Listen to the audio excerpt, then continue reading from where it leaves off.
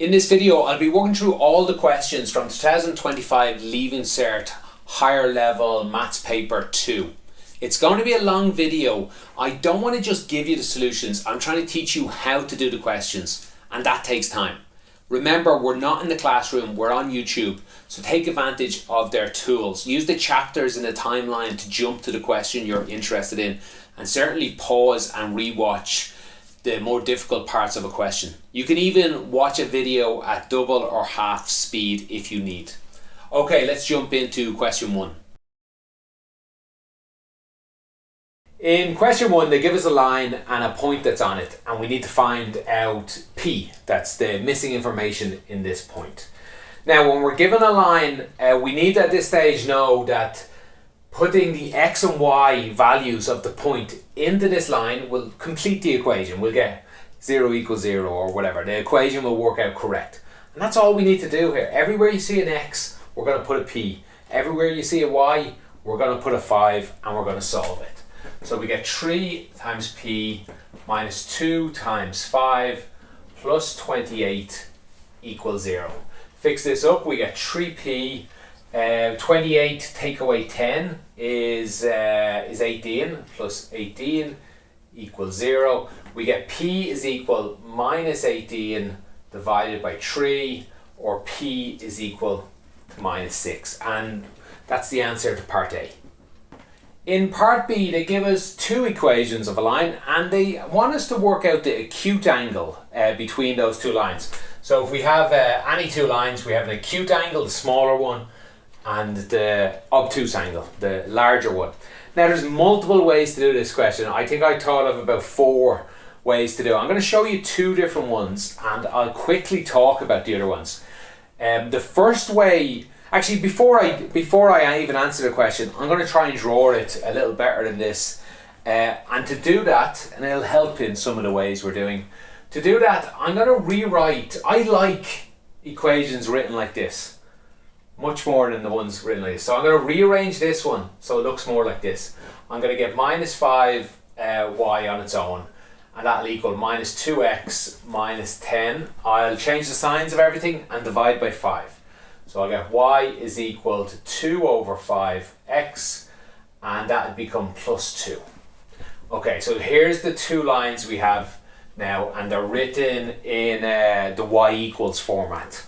What I like about this is it's really easy to draw. So much information's here. Let me draw an xy axis here. And this number here is the y-intercept. I can quickly go, that's around 11. That's 2, so 2 would be somewhere down here. The number in front of the x is the slope. This is minus 1 over 3. So it's going down lightly. So it's going down something like that. And this one here is a slope 2 over 5. That's a positive. And it's going up. It's also less than 1. Remember, 1 is 45 degrees. Anything less is less than that. So this would be something like this. This a rough drawing. I'll come back to this a few times as we go. And we're looking for the acute angle. Looks to be one of these two here. These angles in here. Now, of course, you don't have to do this, but once you get good at doing this, it's just such a short, simple thing to do. Helps you see the question. But anyway, let's answer the question for real now. The main way I would suggest you answer this, and it's probably, I would probably say most times have a look at your maths tables. Is there a formula? Because formulas are very easy to follow. So if we have a look in our maths formula, we will find a formula that'll tell you the angle between 2 lines. I'll just write that up here. It'll tell us that tan of theta is equal to plus or minus m1 minus m2 all over 1 plus m1 m2. Now, what's m1 and m2? That's the slope of each of these lines. Let's use the drawing we have. We'll say m1 is this one down here, so the slope of this guy m1, and the slope of this one m2. So let's try this. Let's use this formula and see what answers we get. We would get tangent of theta is equal. Oh, don't worry too much about the plus or minus. That's just telling us we're going to get 2 different answers. And in fact, when we're dealing with tans, we'll actually just get a plus and minus of the same answer. but I'll talk more about that when we get there. So plus or minus, m1 was minus 1 over 3, minus m2 was 2 over 5, all divided by 1 plus minus 1 over 3 and 2 over 5. You can go ahead and let your calculator do all that for you if you want. If we want to do it by hand, I would change all the bottom rows into 15.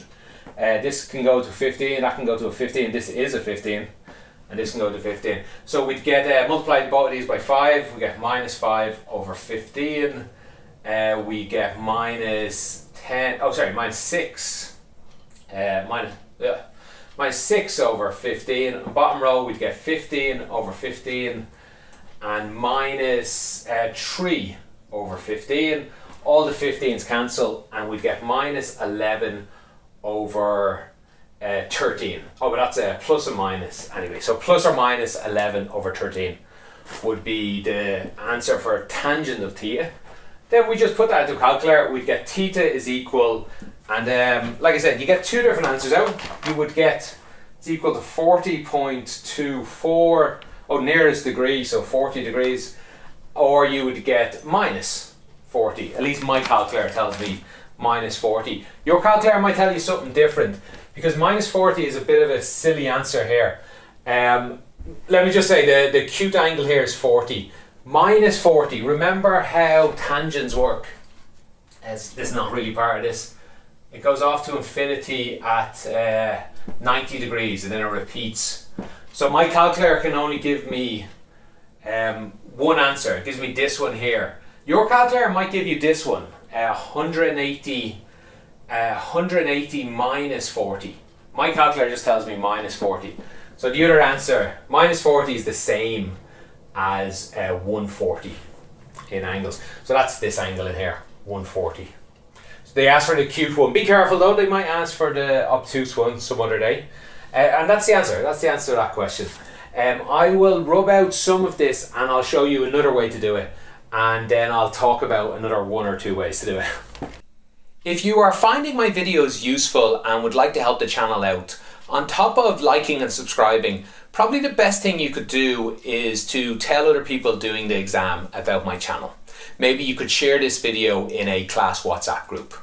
Then if you feel I've really deserved it and you would like to buy me a coffee, you could become a member on YouTube or on Patreon. You should find links to that in the description below. Okay, maybe you couldn't find the formula I rubbed out there. So how would you do this? I do expect math students at your level to know that the slope and the angle of a line are related. This angle in here, and indeed this angle, or well, this angle here, or in my calculator's case it gives me this angle here. These angles are related to the slope. So let me say that again. This M1 here, tan of, let's call it theta 1, is equal to M1, which was minus 1 over 3. That will give us this angle down here. We'll need to be careful, just like we were there with pluses and minuses.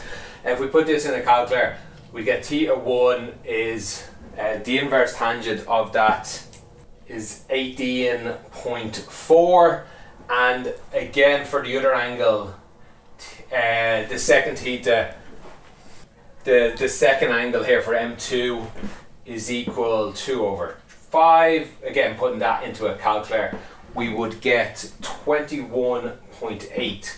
So that's down here. This angle here is 18.4. This angle in here is 21.8. It's a triangle. You should be able to put that 180 minus this gets you 140, at least to the nearest degree. Once you get 140, 180 minus 140 gets you 40. That's another way to solve it without knowing, without being able to find the formula. I do expect students to know the slope and the angle are related like this. Okay, that's another way to do it. Another way again would be to find, use trigonometry and a bit of coordinate geometry. Find this point here, the intersection, point of intersection. A lot of students might have done that if they were confused. You have two simultaneous equations here. So I expect you to be able to find this point. I also expect students to find this point, or well, honestly you could have found this one either or this one, but this is the easier one. This one actually we know is 0, 11. This point in here was 0, 2. So we know these 3 points. Let me draw that again up here. We know these 3 points. That means we can get the length here. It's actually 9. We can work out the length here. I don't know what it is. Use the length formula. Yeah, let me just make up a number just for the fun of it. 10 and 11. We can use these lengths to find any angle we want using the cosine formula. And this is the angle here we're looking for, this 40 degrees. So that'd be another way to do it. Another way, you could turn this into vectors. I think that's taken off the Leaving Cert. Yeah, I'm fairly sure that's not on the Leaving Cert anymore. So you could turn that into vectors and use the dot product, so I don't expect students to do that. I think you could probably use matrices, which again is taken off the Leaving Cert. That was on the Leaving Cert back when I did it. But I'm not sure, I can't remember how to do it that way. Anyway, lots of different ways. I'm sure maybe you can find some other ways yourself to do this. Part C, the maths we're going to do is quite straightforward. The hard bit in part C, and I think it was a hard question, is understanding what they were asking. They threw a lot of words at you which tends to confuse students. Too much English. We all would love just show me the maths, I've studied the maths, I can do it. All this English is what gives people trouble. They tell us a story about a line cutting the X and Y axis. And it's a bit confusing how they say it. They give us points A0 and 0B. That doesn't really mean anything. You should know this every time you think of a line cutting the X and Y axis. In fact, a line always cuts the X and Y axis unless it's parallel to one of them. And you could always write this. The only real information here is that A and B are integers. We're not going to get 2.4. We're just going to get a solid number. And the next bit of information, they can tell us the slope here. Oh, sorry, one more bit of information. They tell us that this line makes a triangle with the area of 12. Now, I would recommend you try and draw this. I always try and draw every question. Just put an XY axis down and try and draw roughly what they're telling you. Even if your drawing's the wrong way, the wrong shape, the maths tends to work out fine. Maths is symmetrical. If I draw, like in this case, we know the slope, so we know the line should be going downwards. It should go down like this. It wouldn't actually matter if I drew it up. I don't think it would, at least. 9 times out of 10 it won't matter. Your picture will look wrong, but your maths will work out fine. Maths doesn't really care about up or down, left or right, once you're consistently wrong or consistently right. Anyway, this is what the drawing should look like. It's a minus slope, so it's going down. It hits the X and Y axis. Who cares what the number, who cares what shape it is? It's going to look something like that. It's going to hit somewhere up here, somewhere down here. Or there's another option, and that's why we get 2 different answers.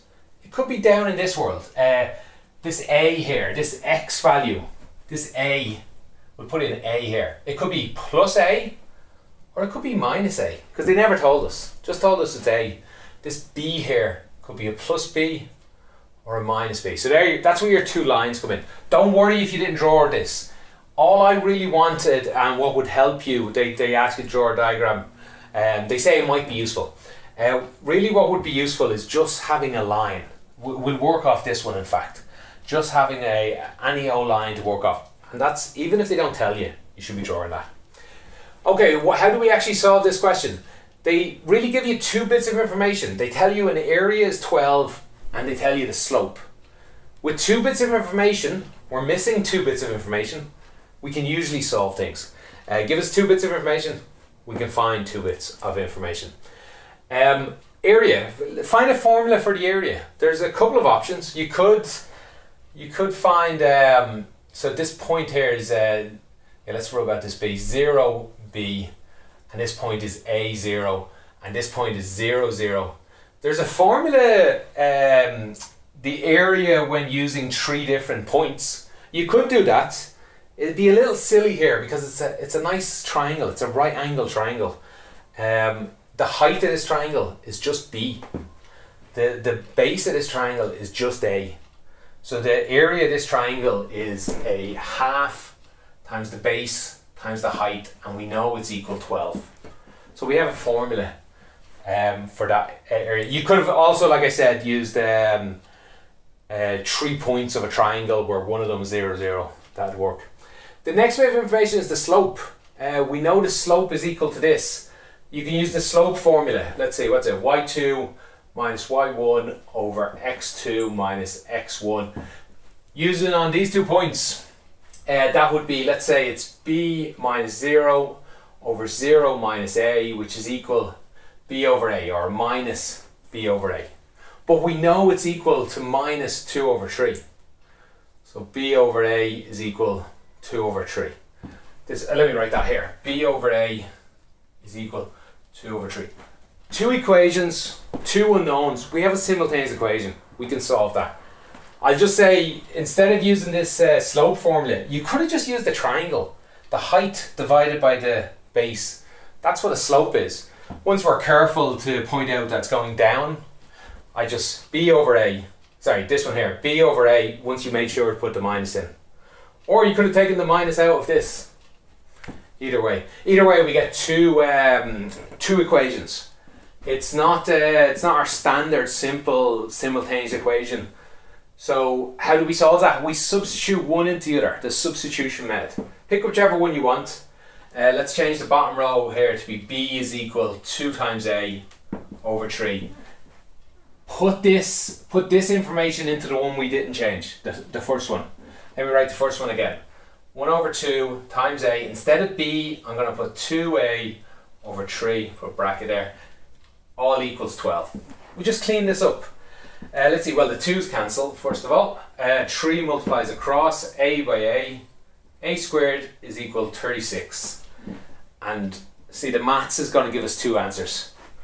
A is equal plus or minus 6. Again, if I hadn't drawn the picture like this, if I had drew it like this and had minus b here, up here, I would have just found the same 2 answers. It wouldn't have mattered. So a is plus or minus 6. What's b? Let's find out what b is. B is equal 2 times 6 or minus 6. So we get, let's see, that goes in 2 times. We get 4. Or if we did it the other way, we'd get minus 4. Yeah, let's leave plus or minus in there. So the answers are a is 6 and b is 4. Or a is minus 6 and b is minus 4.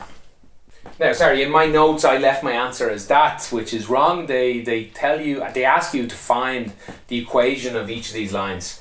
So let's do that. Let's y is equal, I'll write it this way. Y is equal, we know the slope, minus 2 over 3x, plus the y-intercept. What's the y-intercept? It's either b or minus b. It's either 4 or minus 4. So plus 4 is one answer. Y is equal minus 2 over 3x. Minus 4 is the other answer. If you're not following what I did there, this formula quickly, go ahead and use the equation for the equation of a line. Is that right? The formula for the equation of a line. Y1 minus y minus y1 is equal m times x minus x1. It'll take a little longer to do, but you'll get these 2 answers anyway. Okay, hopefully that answers everything in question 1. If you have any follow-up questions, let me know in the comments. Do me a favour and put in the timestamp of the point of the video you're talking about. Helps me answer your question. Thanks for watching and have a great day. Question 2, part A, should be free marks for most of you. You need to learn this, it comes up all the time. Equation of a circle and being able to read the centre of that circle and the radius from it. Our formula table will tell you this as well. It's a little hard to read, but should give you any hints if you forget. It's minus this number is the x value of the centre. So that's 4. The centre is 4 and minus this number, minus 2. That's the centre of a circle when the equation is written out like this. And the radius is equal to the square root of this number over here. Go ahead and leave it as that. I guess you put it in a calculator and use a few decimal places, but they didn't ask for that, so I would just leave it as square root of 45. In part 2, they give us this point and ask us to find the equation of the tangent at this point of on the circle. Let me just draw a circle. It doesn't have to be exact. We could do your best to draw it roughly correctly, but really any point on a circle, it's the same idea. And we should have done this question many times, so you should be used to this. We know the centre of the circle is, it's 4 minus 2. We know this point over here is minus 2 and minus 5. What's the equation of this line? To get the equation of a line, we need two things. We need a point that's on it. We have that. We'll leave that there. And we need the slope. So really, this question boils down to what's the slope of this line? I don't know. I can't figure it out. But what I can figure out is the slope of this line. And that's perpendicular to it. So now the question becomes, what's the slope between these 2 points? We have a formula for the slope. It's, let me just use these here. It's let's see, minus 5 minus 2 divided by minus 2 minus 4. So the slope here is minus 5 plus 2, that's minus 3. And minus 6 equals 3 over 6, equals 1 over 2. That's the slope of this line here. Let's call it M1 equals a half. What's the slope of this guy here? M2. It's perpendicular to this one. So we know whatever this slope is, multiplied by a half is equal minus 1. Or the much more common way to say that is flip it upside down and change the sign. So the slope we're looking for, you don't have to have called it M2 obviously, is minus 2. That's the slope we're looking for. So do they ask how they want this equation looking? My favourite way. They want it looking like this. Y is equal to the slope, minus 2 in this case, times x plus the y-intercept plus some c. Just need to find what c is. How I like to do that is I know what x and y is at some point, this point. So I just put those numbers in. I put in minus 5 is equal minus 2 times minus 2 plus c. Now I can find c. This is a 4, comes over to be a minus 9 equals c.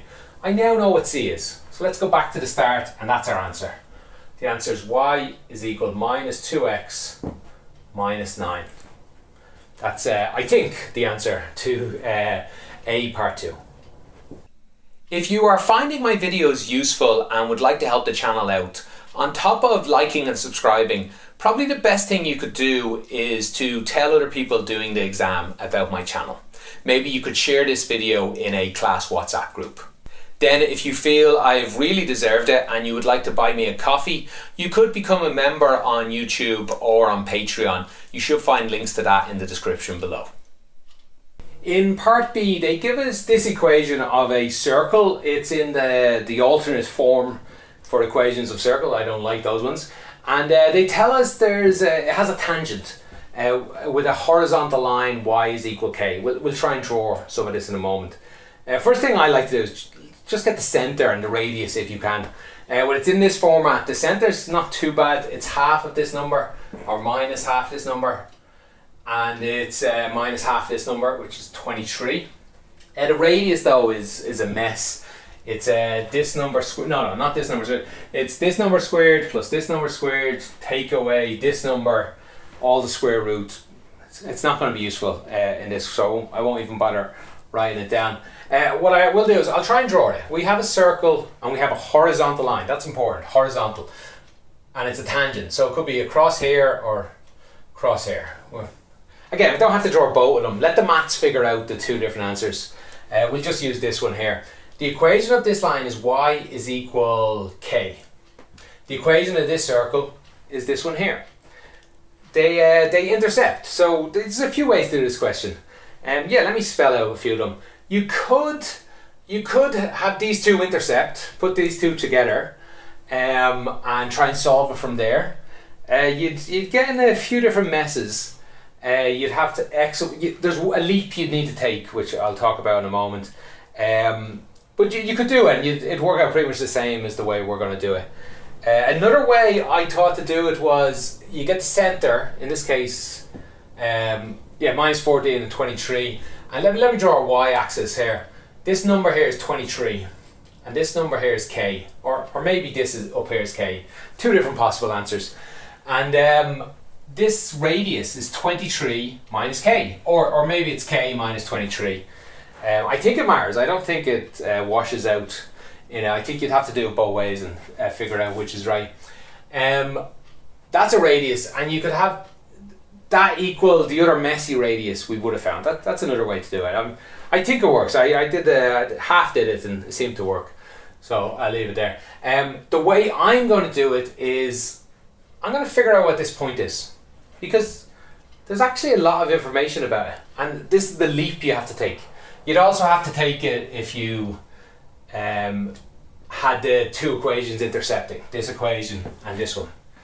The leap you have to take here is you need to know something about this point. I know the x value because it's directly below this one. This x value is minus 14 and 23. This one's minus 14 and, well, k. I don't know what it is. It's here or it's up here. I don't care. I know the point. I know the equation. Let's just put it in. Put this point into that equation. We would get, let's see, minus 4, I'll go from my notes here. Minus 14 squared is 196. Plus, instead of y, we have k squared. Minus 14 times 28 is minus 392. Put k in, we get minus 46k. And we already had a k. Plus k equals 0. We have one equation, one unknown. They asked us to find k. Here's k. I think this is probably the most straightforward way to do this question. But it was a hard question. You had to find the leap that this number here was known. I guess, like I said, there was other ways with that radius difference. But that's the leap you had to take. And let's clean this up. We get k squared. We get minus 45k. And 196 minus that is, it's the same, it's 196 still, that's 2 times that, obviously, equals 0. We have a quadratic. You don't have to solve this in your head. Use the minus b formula if you want. Use completing the square. Although this does solve quite straightforward. Let me just check my notes. Yeah, yes, of course.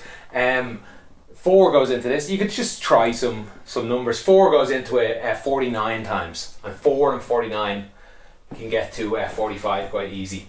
So the factors of this is 4 and 49, and I would need a minus 49 to get up to there, and I need a plus 4, and minus and a plus does make a minus there. So our two answers here would be k is equal minus 4, or k is equal to 49. And that's the answers to part B. Okay, that's it for the question. If you have any follow-up comments or questions or mistakes I made, let me know in the comments. Do me a favour and put in the timestamp. Just it helps me figure out what you're asking. Thanks for watching. Have a great day. The setup for question 3 is countries that people have travelled to, specifically these 3 countries here. And the information is all on this Venn diagram. So for example, we have everyone that's inside A here has travelled to A. Everyone inside B has travelled to B. And the 6 here in the middle, that means they've travelled to all 6 countries. The 65 out here have travelled to no country. They're not in any of them. Okay, with that set up, the question should be fairly straightforward if you understand that. For example, the first question just asked, what's the probability of A happening? Now, probability is just one extra thing. How many are in A divided by how many are in the total. So the probability of A is equal to how many's in A? That's 23 plus 18 plus 6 plus 13 out of the total, that being 240. Sorry, 240. So you clean all that up, and let me just cheat. I'll get my notes. Yeah, you clean all that up, you get 60 divided by 240, which is equal to 1 over 4. I'm sorry, they had given you that as the answer. So we're just confirming that. Okay, in part 2 then, they ask us to verify that the probability of A intersection C is equal to the probability of A plus the probability of C minus the probability of A intersection C. That means I made a mistake here. This was A, union C. Sorry, I'm just looking over my camera there to see the question. So part 2 asks the probability of A union C is equal to A plus C minus the intersection. So let's just give that a go. Let's put in all the numbers we can. A union C. Well, that's the 60 we added up here. So let's do a little cheating. 60 from all of A plus another 56. Oh, sorry, C this is. Plus another 41 that wasn't in the A group. And this 16 here hasn't been counted yet. Plus 16. And that's still all divided by 240. That equals the probability of A, we know that's 1 over 4, or let me write it in as 60 over 240, because I'm going to cancel some things in a moment. Probability of C, we can do that again. Likewise, it is 13 plus 6 plus 16 divided, plus another 41 divided by 240. And sorry, I've run out a little room here, so we'll go minus A intersection C. So let's see, A intersects C at these 2 points, at 13 and 6. So that's minus 13 plus 6 divided by, again, 240. Now 240 is common amongst everything here. So we could just divide everything, multiply everything by 240 and it disappears. So if we do that and then start cleaning up things, we have 60 plus 41, 101. 107, 117 over here, 117. And then if we start adding up the other side, we get 60, 13, that's 73, 79, 85, 95, 135, 136, 136. Take away 13 and take away another 6 is minus 19. And that does in fact work. 117 is equal to 117. Correct. We've confirmed, we've verified as they've asked us. If you are finding my videos useful and would like to help the channel out, on top of liking and subscribing, probably the best thing you could do is to tell other people doing the exam about my channel. Maybe you could share this video in a class WhatsApp group. Then if you feel I've really deserved it and you would like to buy me a coffee, you could become a member on YouTube or on Patreon. You should find links to that in the description below. Right, for part 3, they've asked us, are A and B independent events? So A and B here, are they independent events? We have a couple of formulas for that. Actually, first, I like to try and answer these questions using your logic. In this case, I don't think you can. It's really number dependent. Basically, an event is independent is if does one of them affect the other? Does it matter if one happens to get to the other? In a case of visiting countries, I don't think it's that obvious. If you knew I visited China, does that help you? Does that help you guess whether I visited America? Maybe, maybe not. It's not quite clear. For example, if you knew I have visited the Vatican City, that would give you a very good indication that I have visited Italy. Can't get to the Vatican City without going to Italy. So it's not quite clear here. So we're going to rely on the maths. To tell if events are independent, we have a couple of formulas. The most common one, the one we'll use here, is the probability of A intersection B is equal to the probability of A multiplied by the probability of B. Or sorry, I should say, if this is true, then if the events are independent. There's another couple of options. Is the probability of A equal to the probability of B knowing that A has happened? And vice versa. Well, let's do it both ways actually. First of all, let's start with this way. What's the probability of A intersection B? Well, that's just 18 plus 6 divided by 240. And the probability of A, we actually know, that's 1 over 4. And the probability of B, let's do that, start that all over again. That's 18 plus 6 plus 56 plus 16, all divided by 240. Now you can start putting a lot of this in your calculator if you want. Let's just do it a little slower. This is 24 over, that's 1 over 10 is equal to 1/4 multiplied by, let me cheat with my notes here, 2 over 5 if you put all this in or divide it all down. And that says 1 over 10 is equal to 2 over 20. That's correct. 1 over 10 does equal 1 over 10.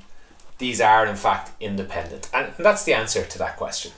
Just to do it one more time, you can do it a slightly different way.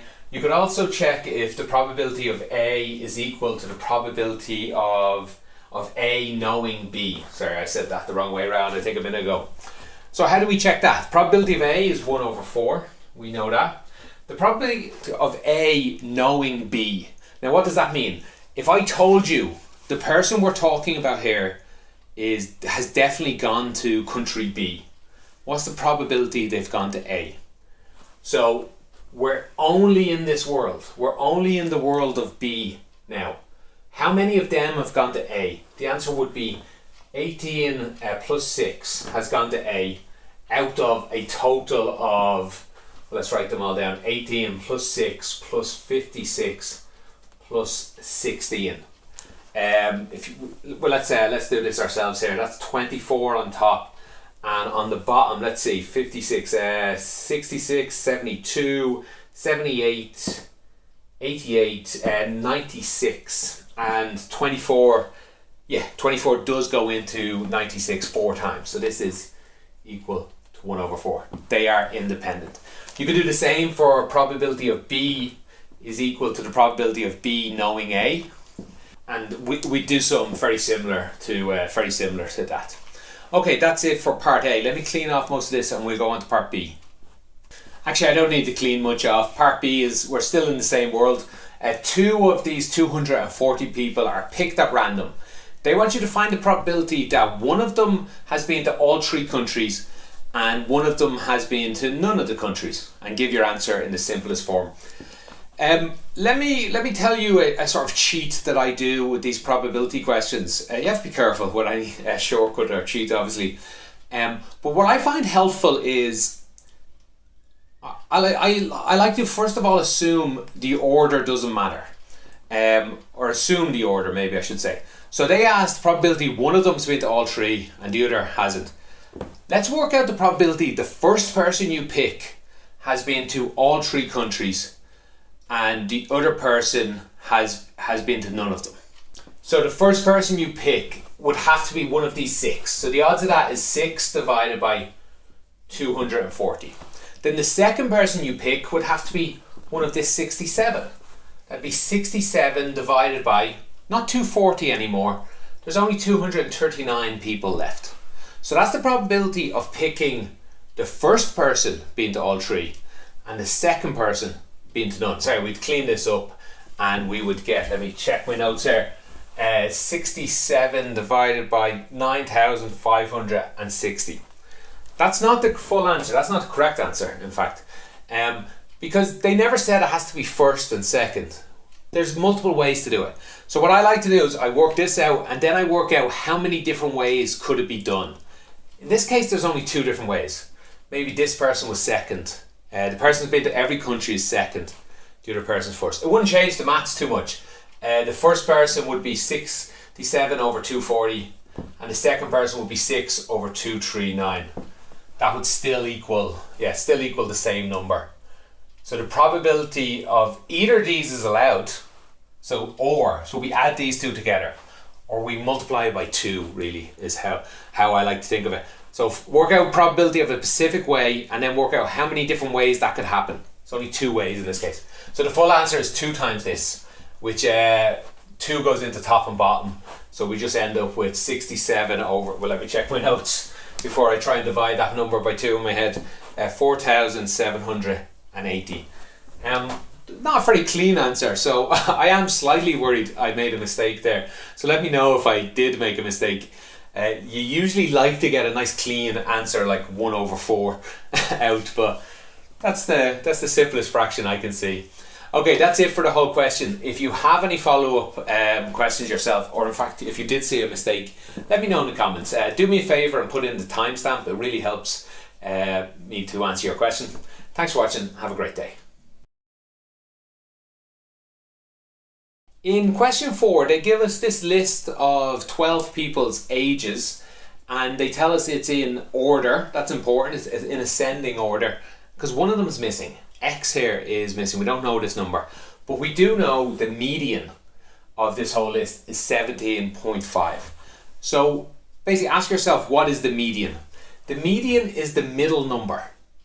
And that's it. But sometimes, as in this case, there's not a middle number. So the middle number, I like to just cover either end all the way in.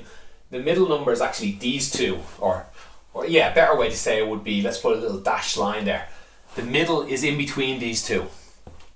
So what do we do there? Well, we just take both of them, x plus 18, and divide it by 2. We get the mean of those two numbers. And they tell us the answer is 17.5. Now at this point, it's okay just to know the answer. What could this number be here to make the middle of the two of them 17.5? It must be 17, but we do it a bit slow with maths. Let's just go ahead and do it. Multiply both sides by 2. We get x plus 18 is equal 35. X is equal 35 minus 18, which is equal to 17. Okay, for part 2, they tell us that the first quartile is 13, and they want us to work out the interquartile range. So what's quartile? It's very similar to median. So I've rubbed out the brackets there. This was a more important way to say median. The middle of this list is right here. And again, there's 12 numbers. So if we put them into quarters, equal quarters, we'd end up putting 3 numbers in this one, 3 in this part, 3 in this, and 3 in this. That means the quartile falls right here, right between 12 and 14. And that's where they get to 13. They're giving you a hint there to try and remind you it doesn't have to be on 12 or on 14. It can be if it's the correct number. Maybe this line fits exactly on one of these, but very often it'll be in between two of them. So the answer here is 13. This quartile here is 13. This median here is 17.5. And this upper quartile, which is important as well, is the middle of these two. 19 plus 22 divided by 2. So, well, let's write all that down. 19 plus 22 divided by 2, that will equal 41 divided by 2, which is equal to 20.5. That's the upper quartile. So the range here, you can sometimes write it like 30 and 20.5. That'd be the range, the interquartile range of this. Although you can also see it as just 7.5. The interquartile range is 7.5 in this case. If you are finding my videos useful and would like to help the channel out, on top of liking and subscribing, probably the best thing you could do is to tell other people doing the exam about my channel. Maybe you could share this video in a class WhatsApp group. Then if you feel I've really deserved it and you would like to buy me a coffee, you could become a member on YouTube or on Patreon. You should find links to that in the description below. Then for part B, we're told that Michael finds the mean and median of a list of 10 numbers. Not the same numbers, we're on a whole new list. I won't rub it out because I'm going to use this as an example here. So these 10 numbers, he then changes the biggest number on the list. In this case, 30 here. He changes that to be an even bigger number. That's important. He didn't make it smaller, he made it even bigger. So let's imagine if I rub out 30 here and made it bigger. First thing I'll note is it will never go down that way because I made it bigger. If I made it smaller, who knows what would happen? It would reappear somewhere lower down. Made it bigger to be, let's see, 10,000 there. I'm going to make it. How would that affect? In this case, they're asking us about the mean and the median. So would it affect 17.5 in this case? It wouldn't. 17.5 came from just these two numbers. And these two numbers didn't change where they are when this got bigger. If it had got smaller, it might have changed everything. But it didn't. It got bigger, didn't change anything there. But what about the mean? The mean comes from adding up every single number and dividing by, in this case 12, in their case 10. That would change it. In fact, changing this to 10,000 would make, imagine these were ages and this is some immortal being. The mean age here would be probably like 1,000 years old. And that wouldn't make sense. That wouldn't tell you anything about this class. The average age isn't around 1,000. The median in this case would be much more useful. The median here be 17.5. Okay, so the answer to their question is tick the box, mean only. Will it change the mean and median? It'll only change the mean. And that's the answer. Justify your answer. I'm terrible at this. I'm terrible at putting it into English. Basically, waffle on things I said will get you the marks. You'll get your marks quite easily for justifying. You basically just want to say a few things that are true. In this case, what will get you all the marks is explaining how the mean works and explaining how the median works in relation to this. For example, if you wrote something along the lines of, it would change the answer to the mean because the mean looks at every single number. That's an answer they would be very happy with. Well, you'd want to add in then, it will not change the median because the median only look at the middle number or middle two numbers.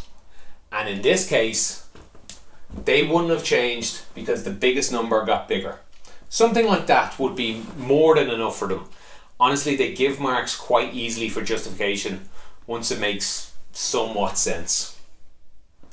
Right, on to part C. In part C, they give us, I think it's another classroom of people and their ages. In this case, though, they've grouped people together. Everyone that's between 24 and 30, they put in this group. There's 4 of those people. There's 5 people in this group, and so on down. The problem with this method is we don't really know what age these people are. Were they all 24? Were they all 30? Or just under 30? So what do we do in those cases? We end up using the mid-interval value. That means we take the average, the middle of, the middle would be a better way to say it, of these numbers here. So the middle of 24 to 30 is actually 7. So middle of 24 to 30 is actually 7. So if we change this from 24 to, sorry, I said 7, 27 I mean. Let's put it above it here, 27. The middle of these numbers, let me just jot them down here. It will be 33, and so on. I'll edit out me doing it. Okay, so that's the mid-interval value. That's what we do. The question here is that we're missing a number. We're missing K here. We don't know what this is, but they do tell us what the overall mean, the mean age, the average age of the whole population is 40.4. Find what K is. This is not a difficult question. This is, I would say, an ordinary level question, except numbers get big and messy and there's a bit weird. Students make mistakes on these questions so often. Not because they're difficult, because they're just long and awkward and you have to write so many different numbers down. So really, on these type of questions, just be careful, be slow, be careful, you should be fine. So how do we find the mean? What we have now is we have 4 people that are 27 years old. That's what we're going to think of. We have 5 people that are 33 years old. We have 9 people that are 39. So let's just add all these people up and divide by the total number of people. So there's 4 27-year-olds. That's 27 plus 27 plus 27. Or we'll of course multiply instead of adding all that out. And we'd get their ages add up to, let me just put a box around that. Their ages add up to 108. That's the 4 27-year-olds. Again, 5 times 33 is 150 plus another 15, 165. And so on down. We get 351. We get, this is the one that gets interesting. 45 multiplied by K. It's the best we can do for the moment. 4 times 51 is 204. And 2 times 57 is 114. That's their total ages. How do we get the mean? We add all this together. We add all of this together and then we divide by how many people there are. How many people are there? There's 4 here, another 5, another 9, another 4, another 2. We add all that up. Let's see, that's 9, 18, 20, 24. There's our problem. It's 24 plus some unknown number k. So we're left with a bit of maths. Let's clean up this whole top row here. We'll add all this together. Just throw in your calculator. Like, just be careful. Be slowly doing it. Do it twice and things like that. I get 942, and I could have made a mistake. So you double check me. I get 942 on the top plus this 45k on the bottom. Well, I already added that up, didn't I? I get 24 plus this unknown k. But I do know the answer. I know the answer is equal to 40.4. And at this point, we have an equation with only one thing we don't know, the k's. So we should be able to go ahead and solve this. Multiply both sides by this bottom row. I haven't left myself that much room, but let's do it all here. 942 plus 45k is equal to 40.4 multiplied by 24 plus k. Clean this up. I'd get some numbers out. Well, let me get back to my notes here. 942 plus 45k is equal to 969.6. That's 40 times 24 here, plus 40.4 times k. Get all the k's on the same side, move them over this side. 45 minus 40.4, we can do that in our head, that's 4.6 k's is equal 969.6. Take away 942. I won't do that in my head. I'll use a calculator. I'll use my notes. 27.6. K is equal to 27.6 divided by 4.6. We cross our fingers that it's a whole number. Otherwise, we'd be in a bit of trouble. But it comes out 6. So there's 6 people. Remember, it has to be a whole number. We're talking about people here. Can't be 6.2 and expect you're right. You made a mistake somewhere if you didn't get a whole number here. So the answer to this question is 6. Nothing too complicated in that, but so much room to make mistakes. All these numbers and decimals and so on. Okay, that's it for question 4. If you have any comments, any questions you'd like to ask me, or if you see a mistake I made and like to point it out, let me know in the comments. And do me a favour, use a timestamp just so it helps me answer the question. Thanks for watching. Have a great day. In question 5, they give us these four different lines here, and they tell us lots of things about it. The main ones to note are A and D and B and E are parallel, and the fact that C is in the middle of A and B. They want you to use this information to prove that the triangles ACD, that's ACD, this triangle here is congruent to this triangle over here. Now, how congruent means the same, identical in every way, or more exactly, triangles are the same, 3 lengths are the same. That's important because triangles have 6 things about them really. 3 different angles, 3 different sides. To prove that 2 triangles are congruent, all we have to do is prove 3 of them are the same. With one exception, 2 triangles with 3 angles the same aren't definitely congruent. They're similar, but they might be different sizes. So with that one exception, if we can prove that 3 of the things of one triangle are the same as 3 of the others, we've proven they're congruent. I'm going to show you I think it's 4 things that are the same about these triangles, which is more than enough. The exam wants to see 3 of them. The first thing that jumps out at me is, are these 2 angles in here? I think they're the same. Let me write that down. I'll write the angle DCA. That's how I write that angle. Or ACD, it's the same angle. I think that angle is equal to the angle BCE. BCE, this angle in here.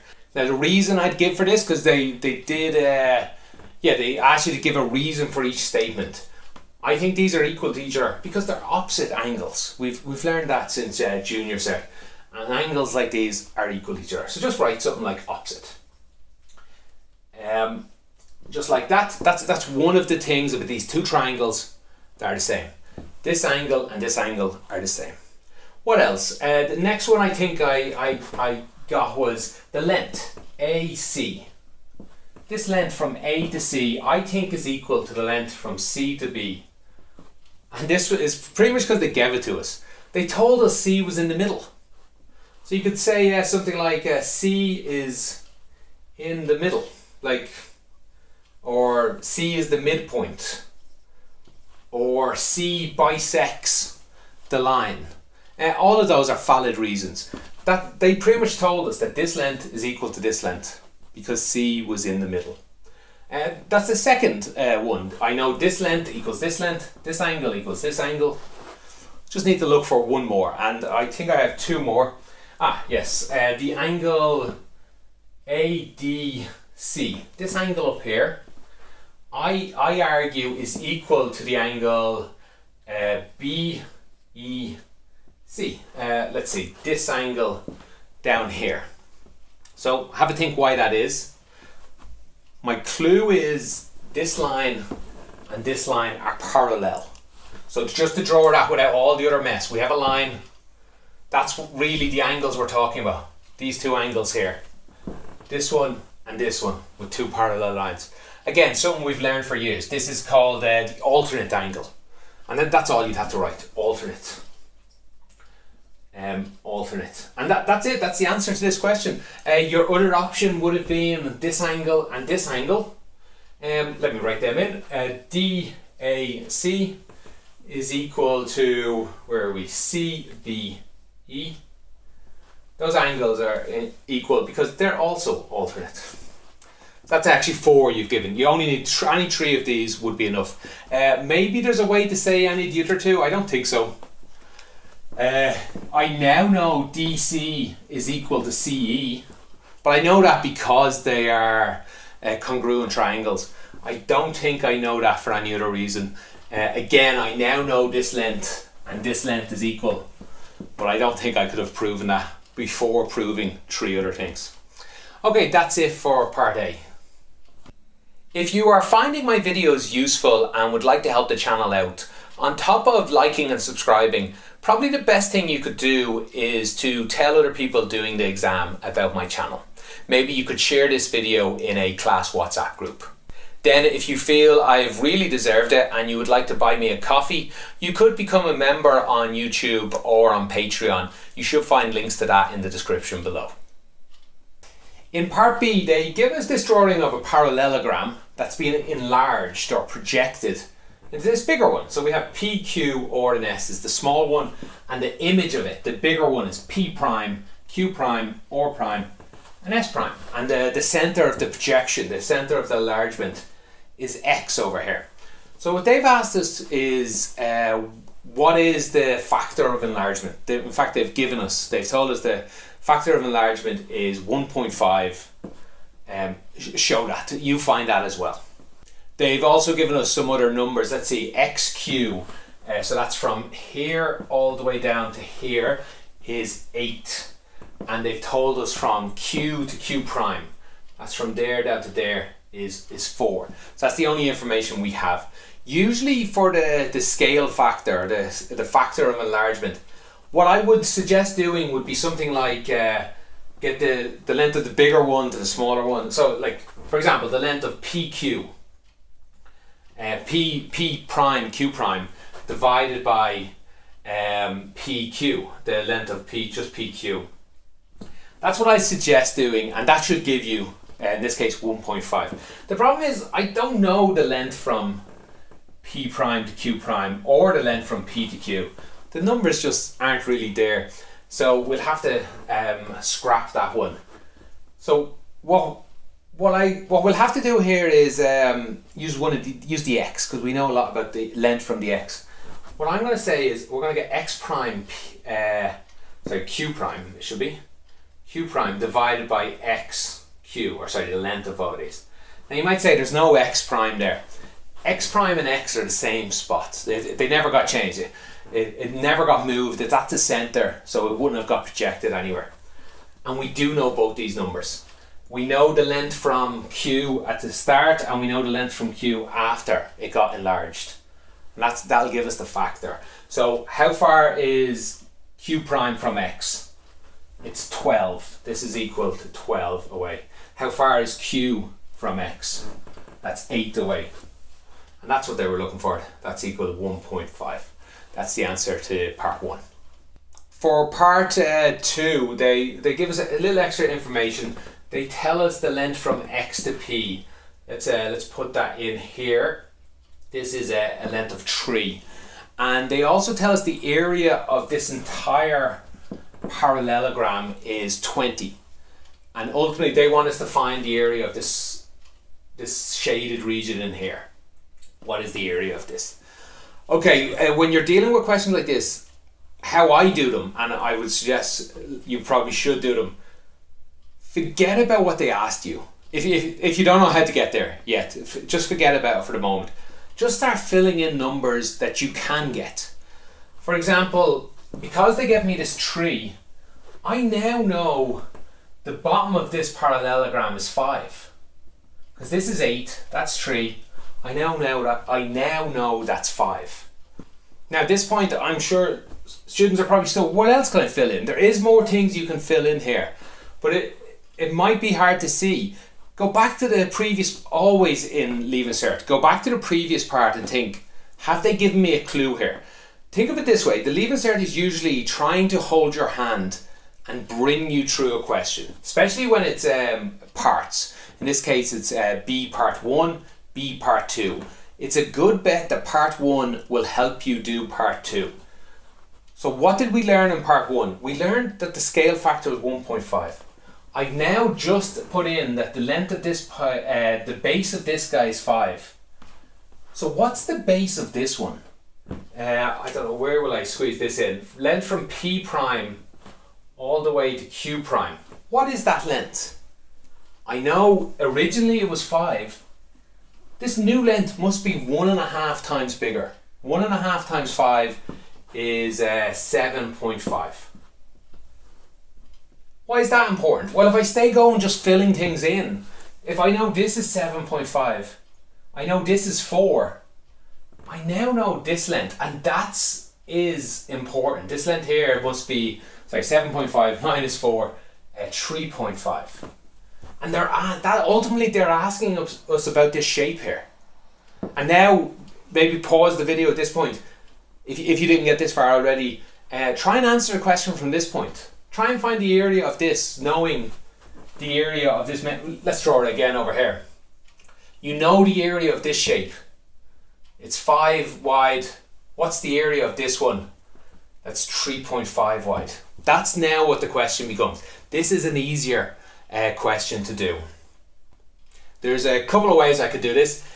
First of all, I could just say, well, it's 3.5 divided by 5 times smaller than the big one. It's not half the size, it's 3.5 over 5 the size. Like it's just proportional to the size. And we know the full size is 20. So the answer we're looking for is just 3.5 over 5 multiplied by 20, which is 3.5 times 4, which is 14. I think the answer to the question is just 14. Another way to do that is think of what's the area of a parallelogram. It's the base times the perpendicular height. It's just h, say. And we know the base is 5. We know the area is 20. So we know 5h is equal to 20. H just must equal 4. This height here is just 4. So really now they're just asking us what's the area of this parallelogram. 3.5 and 4 high. 4 times 3.5 is once again 14.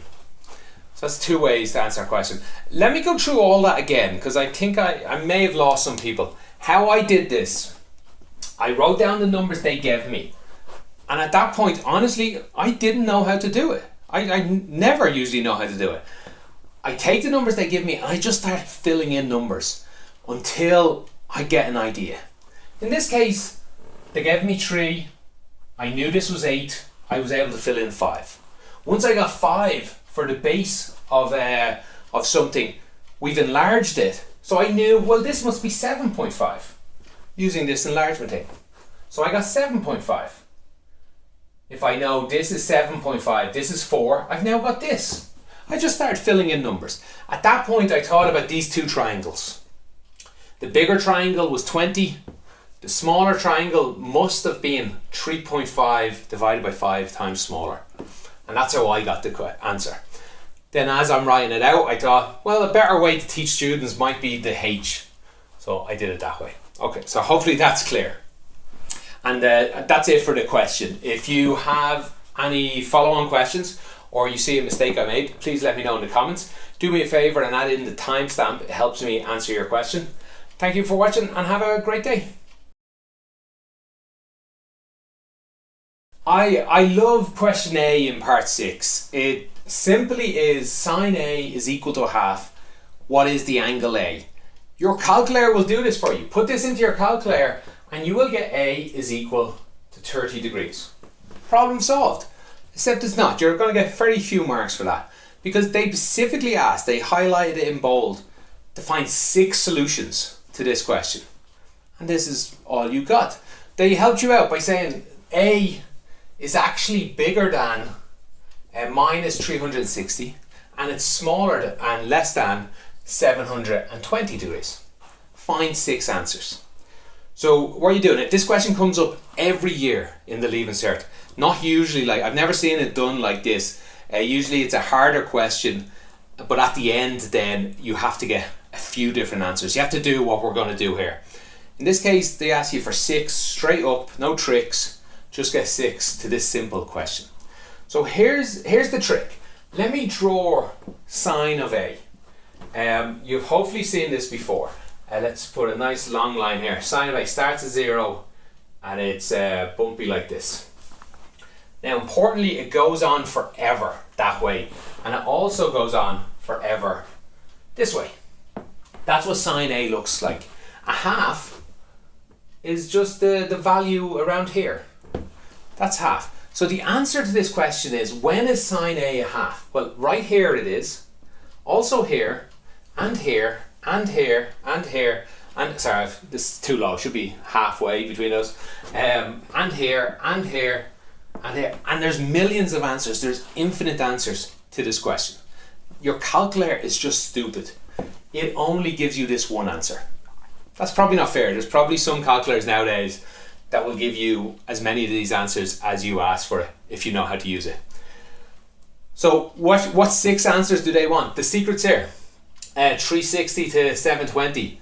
Sine starts at 0 and it repeats every 360. There's 360 there. There's 720 here. There's minus 360 down here. So let me put 360 down here. So just from the image of the question, what 6 answers are they looking for? Well, there's 1, 2, 3, 4, 5, 6. They don't care about these ones. They don't care about these ones. They're the 6 you're looking for. 30 is one of those answers. Let's start down here and get them all. A is equal. To get these, it's not difficult at this point, but I think students do fall at this last hurdle. We use our calculator to find this first one, and then I use symmetry. I use the idea that, well, I know this length here is 30. And this is the same length between there and there, between there and there, between there and there. All of these lengths are 30. If you see what I'm saying, this length is all 30. And we know this number is minus 360. So this number here must be minus 330. I'm just using the fact that I know it's 30 away from this point. This point here is 108, or sorry, minus 180. So how far away must this be? It must be 30 away, going in the negative direction. So it must be minus 210. Be careful on all these. So many students would write maybe 390, or might actually accidentally write minus 150. So just be a little careful. That's minus 180, it's 30 that direction, so minus 30. This case, this is 0 and it's 30 this direction, so that one's 30. In this case, this is 180 and it's 30 in the negative direction. 180 minus 30 is 150. In this case, it was minus 180 minus 30, so minus 210. Who are we left with? Oh, this guy's outside. This one here is what's halfway between 360 and 7. That should be 720. That's 540, I believe. Let me just double check. Yeah, 540, because I have 510 up here and my answer. Oh, I've missed this guy here. So let me get rid of 510 for a moment. How many? I only have 5. So we're at 150. This guy here is 30 away from 360. That's 390. And as I said, this guy is this is 540 here, and he's 30 away that direction. That's 510. There are your 6 answers that fit inside this world. If they gave you a different range, you would have different answers. For example, at the end of a trigonometry question, it'll probably look harder than this. They might tell you, for example, if they told you your answer was between 0 and 180, your calculator will give you the one and only answer, probably. Although whenever you multiply this by a number, 2, 3, 4, 5, that can change it drastically. But sometimes they might say something like A is actually bigger than 720 and less than, I don't know, 1080. It's going to change your answer. You're going to have to just use your calculator to get this first idea, and then use your brain to figure out where it actually is on this scales. If you are finding my videos useful and would like to help the channel out, on top of liking and subscribing, probably the best thing you could do is to tell other people doing the exam about my channel. Maybe you could share this video in a class WhatsApp group. Then if you feel I've really deserved it and you would like to buy me a coffee, you could become a member on YouTube or on Patreon. You should find links to that in the description below. Okay, part B, they give us this drawing here along with this function. This function is this drawing. And they ask us, what do they ask us? Oh, the period and the range. What's the period of this and what's the range? First of all, just so you know what the period is, it's how often it repeats, or sorry, not how often it repeats, the length of it, the time it takes to repeat, basically. What's this length here? What's this length? How much between repeats, if I'm saying that correctly. And then the range. The range is the height, the highest point and the lowest point. Yeah, sometimes it's the length between them, but they've asked it, so it's like that. Okay, that's out of the way first. Let's go back to just figuring out what's going on here. These sharp edges should be of interest to you and stuff. Right, the trick here is understanding this function. You should know a lot about sines. You should know what they look like when you multiply by 4. What's new and interesting this one is the absolute value. And that does change things. That's where these sharp edges come from. So the highest point a sine can get, the lowest point a sine can get.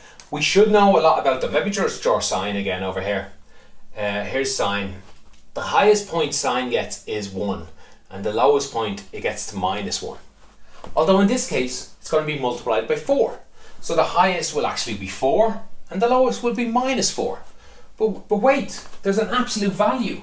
An absolute value does really interesting things. Let's write that again, I guess. That's sine.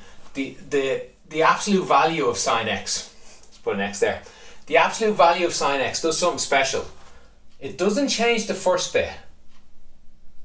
But absolute values do not like minuses. They in fact just make them go back to plus. So instead of being down there, it's going to just bounce right back off. Bounce right back off. Like that. So that'll be, so this first, let's write in some numbers here. 1, 2, 3. 1 will stay, nothing will change there. 3, nothing will change. This 2 will have flipped up between sine and sine x. 4 sine x doesn't really change anything, it just gets taller. Instead of 1, it gets 4. There'll be no -4, it'll jump up. And then we take 1 away from it. So if we can put all that together, the absolute value of, hell, anything that was in here, to be honest, there'd be nothing you could go in here that'd be less than 0. The absolute value will never allow it. So, but we do know the absolute value of sine can get to 0. The lowest it'll get is 0, and then we'll take 1 away. So I now know this number here is -1. Because the lowest this can get is 0, and then we take 1 away from it. What's the highest it can get? The highest this guy can get is the highest 4 sine can get. The highest sine can get is 1. The highest 4 sine can get is 4. And then we'll take 1 away from it. So the highest this can get is 3. That's the answer to the range already. The range is -1, 3. Sorry, put bracket in there. The next question is the period. The period of sine is, you got to be careful here. They asked for it in radians. They're trying to take away a mark or two from you there. The period is not 360. The period is 2 pi. Just be careful there. They are just trying to get probably 3 or 4 marks off you for no reason there. The period of sine is 2 pi. But be very careful. The period of the absolute value is actually just pi. Because look, it repeats much more often now. It took 2, this 1 up and 1 down to repeat. And this time the 1 down becomes an up. So it repeats every pi. So this guy should repeat every pi as well. There's nothing special here. Multiplying by 4 doesn't change how much it repeats. Taking 1 away doesn't change how much it repeats. So this number here should be pi. This here, 2 pi, and so on. So the period of this is pi. It repeats every pi. So yeah, they're the wrong order. So period is pi, range -1 and 3. Okay, that's it for part B. Let me clean this off and we'll do part C. Okay, for part C, they give us what looks like a simple question. We have a triangle, 3 sides there, they shade in one of the angles, and they ask us not to find this angle, but to find the tangent of this angle.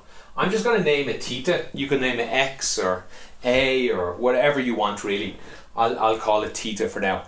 This should be a very straightforward question. The only difficulty comes in is that they tell you not to use a calculator.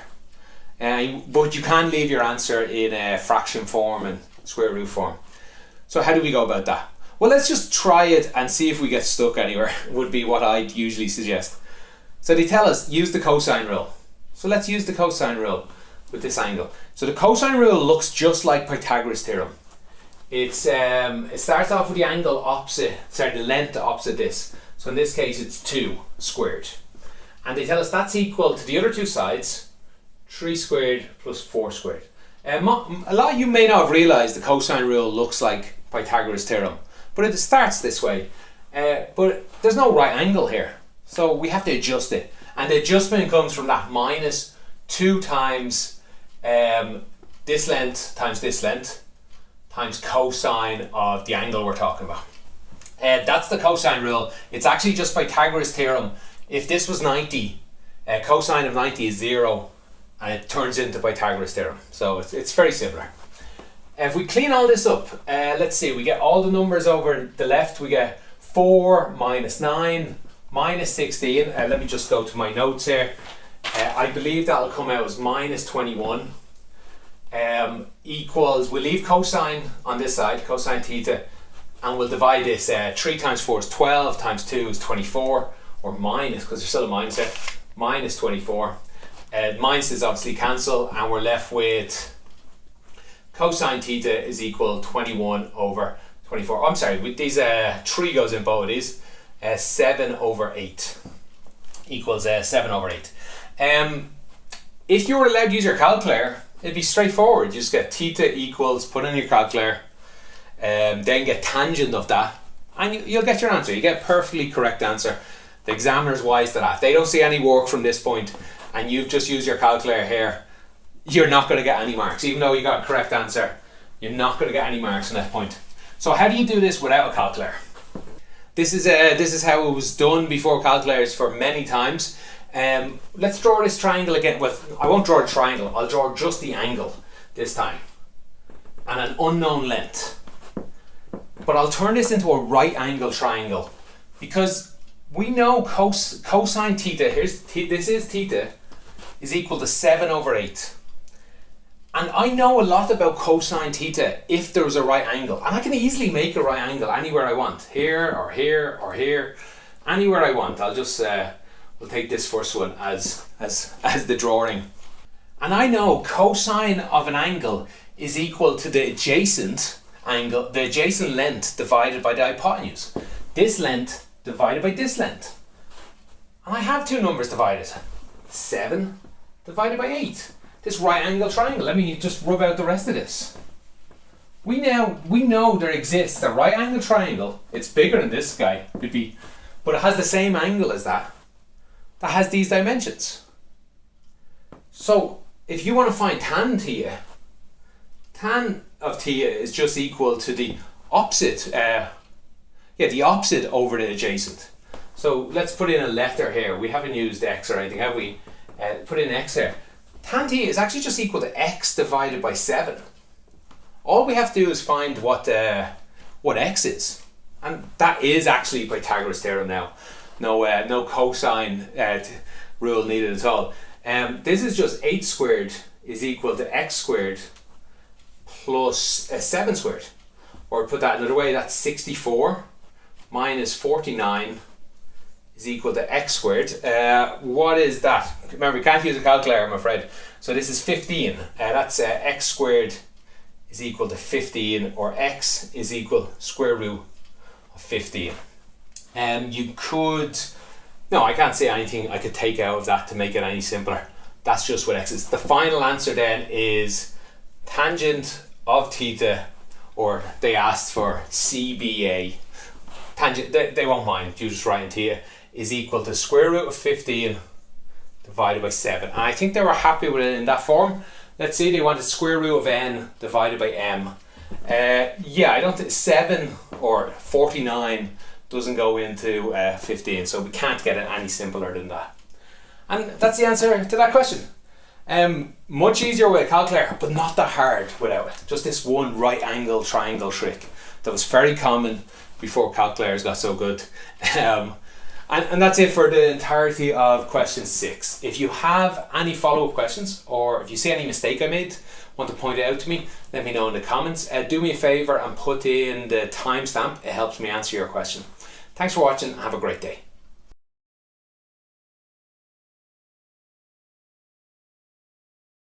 In question 7, they give us this crude drawing, or I'm giving you this crude drawing of a submarine.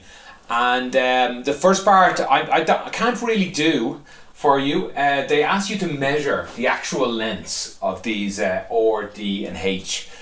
So I don't have access to the actual paper. I'm taking it off a computer screen. So I had to make a few guesses from a standard A4 page.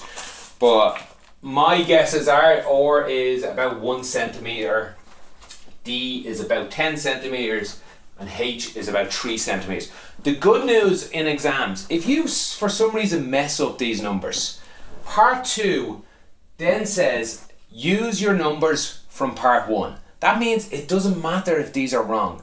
You'll lose marks in part 1, sure, but you won't lose marks for the rest of the question. And in part 2 they tell you that the real submarine is actually 90 metres long. Convert these numbers into real metres. Okay, so how do we do that? We need to compare two things we know.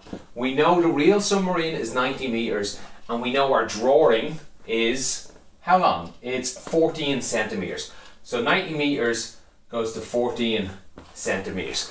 And we just start comparing them. We actually want 1 centimetre for R. So how do we turn 14 into 1? We divide by 14. And we better then divide 90 by 14.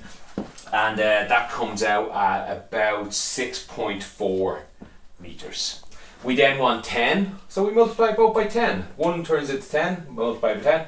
Multiply this by 10, we get 6.4 times 10 is 64. We do need 1 decimal place, so you better be a little more careful. Use 900 divided by 14 to get 64.5. And then finally we need 3. I would multiply this one here, 90 over 14 by 3, and I would get, let's see, 270 over 14, which is actually 19.3 metres. Okay, that's the answer to part 2. Okay, in part B, they give us these, they say it's a different submarine, so we're no longer 90 metres long. They give us these numbers, x for this first part, 7x for the next, and 4x for the last. And they tell us the total volume of this submarine is 6,738. They want us to use all that information to figure out what x is. Okay, so what we want to do here is we know the volume. Let's find the volume again using all these x's. We can find the volume of a hemisphere, we can find the volume of a cylinder, and we can find the volume of a cone. So let's go ahead and do that. The volume of this shape up here is a hemisphere. That's half of a sphere. We can look up a sphere. That's half of a sphere is 4 over 3 pi r cubed. We know what r is in this case, don't we? It's x. This is they even help us on that on their image. They tell us that's x as well, just to make that clear. So that's x cubed. Next up is a cylinder. We add these volumes together. We'll get this volume plus this one plus this one. Next is cylinder. The volume of a cylinder is pi r squared. It's x squared again. R squared times h, the height of the cylinder. In this case, the height is 7x. So multiply by 7x. And then lastly, we have a cone. The volume of a cone is 1 over 3 pi r squared h. So let's see, pi r squared, again r is x, so it's x squared, and h is actually 4x in this case. Let me put a couple of brackets just in case in there. Now we know this volume is equal to this volume, and there's only one unknown in this whole thing. We know what pi is, it's on our calculator. We just don't know all these x's. So really, let's just clean all this up. Well, let me just clean it up a lot now. This becomes 2 goes into the 4, becomes 2 over 3 pi x cubed. This one becomes 7 pi x cubed. They all become a cubed really. And this one becomes 4 over 3 pi x cubed. All of these are the same. They're all pi x cubed. So we can actually just add them together. 2 over 3 plus 4 over 3 is 6 over 3, which is actually just 2. 2 plus 7 is just 9. Use a calculator if you're not that sure there. 9 pi x cubed is what I get here. And that equals, well, I'll do that up here. 9 pi x cubed is equal to 6,738. Divide both sides by 9. Divide both sides by pi. We get pi cubed is equal to this. Not pi cubed, x cubed. So x is equal to 6,738 over 9 pi, all to the power of 1/3. Go ahead and put that into a calculator. I'm guessing you could divide 9 in maybe by hand, but there's really no need. On a calculator, we should get to 1 decimal place, I believe. Yeah, 1 decimal place, 6.2 meters. If you are finding my videos useful and would like to help the channel out, on top of liking and subscribing, probably the best thing you could do is to tell other people doing the exam about my channel. Maybe you could share this video in a class WhatsApp group. Then if you feel I've really deserved it and you would like to buy me a coffee, you could become a member on YouTube or on Patreon. You should find links to that in the description below. In part C, part C isn't as complicated as it looks, but they throw a lot of words and numbers at you, and the drawing it looks quite complicated. So I want to draw it quite slowly for you here. The story they're telling us is there's a submarine and we don't know where it is. But we have 2 points we do know. Maybe these are ships that are searching for the submarine or 2 bits of land. And one of those points is at 0, 0. This person's looking for the submarine. And another point's at 20, 0. They're both looking for the submarine. Maybe they can hear it on some sound thing. So they don't know where it is, but they know it's within, the first guy here at, point A. They know it's within the square root of 58 kilometers. So what they can do is they can draw a circle. So let's just draw a circle like this. They can draw a circle that's length square root of 58, and they say, look, I hear a submarine, it must be in this area. And maybe they call over to their other ship here, and this ship listens, and they say, you know what, I can hear a submarine. My sensors let me hear a submarine within the range of, so another circle here, within the range of square root of 178. So that's what they've actually drawn here. These intersect these points and we get this sort of shape here. Apologies if it's not the best drawing. And really what they're telling us is the submarine must be in this area, the shaded area here in the middle. Often you hear on TV shows triangulation, because if you had another listening point, you could really get this area a lot smaller. And if one of them maybe they had sensors that could say, look, not only is it within this, maybe it's exactly this and exactly this, that'd tell us it's at one of these 2 points. Anyway, that's not really what the question asks. Right, even if you were confused by all this, the exam tries to help you. They don't ask you to figure all this out in one go. They try and step you through it. Part 1 of C actually asks you to write down the equation of the circle S. And that's this circle here on the right side. This is S and the other one is K. What else do I need here before I move on? I need some of these letters. A, B, D down here and C. Okay, so part 1 asks you, what's the equation of this circle here? Equation of a circle should be quite straightforward. It's x and its center point squared. It's add that to y and its center point squared, and that's equal to its radius squared. The center point of this circle is 20, so we take that number away there. The center point for the y part is 0, so we take that. We don't have to write anything there, but I'll just leave in -0 for now. And the radius of this is square root of 178. So square that and we get 178. This is fine. Or you could write your answer without the 0 there. Both of them should be fine. They then tell us these points C and D, these are at 7, 3 and 7 minus 3. And they want you to verify that 7, 3, this point C here, is on this equation. This comes up all the time in exams. Very simple thing to do. They ask you to verify some things on a line or a circle using its equation. Just put this point in here. This is an x number and a y number. This equation has an x and a y. So we put 7 where there's an x and we put 3 where there's a y.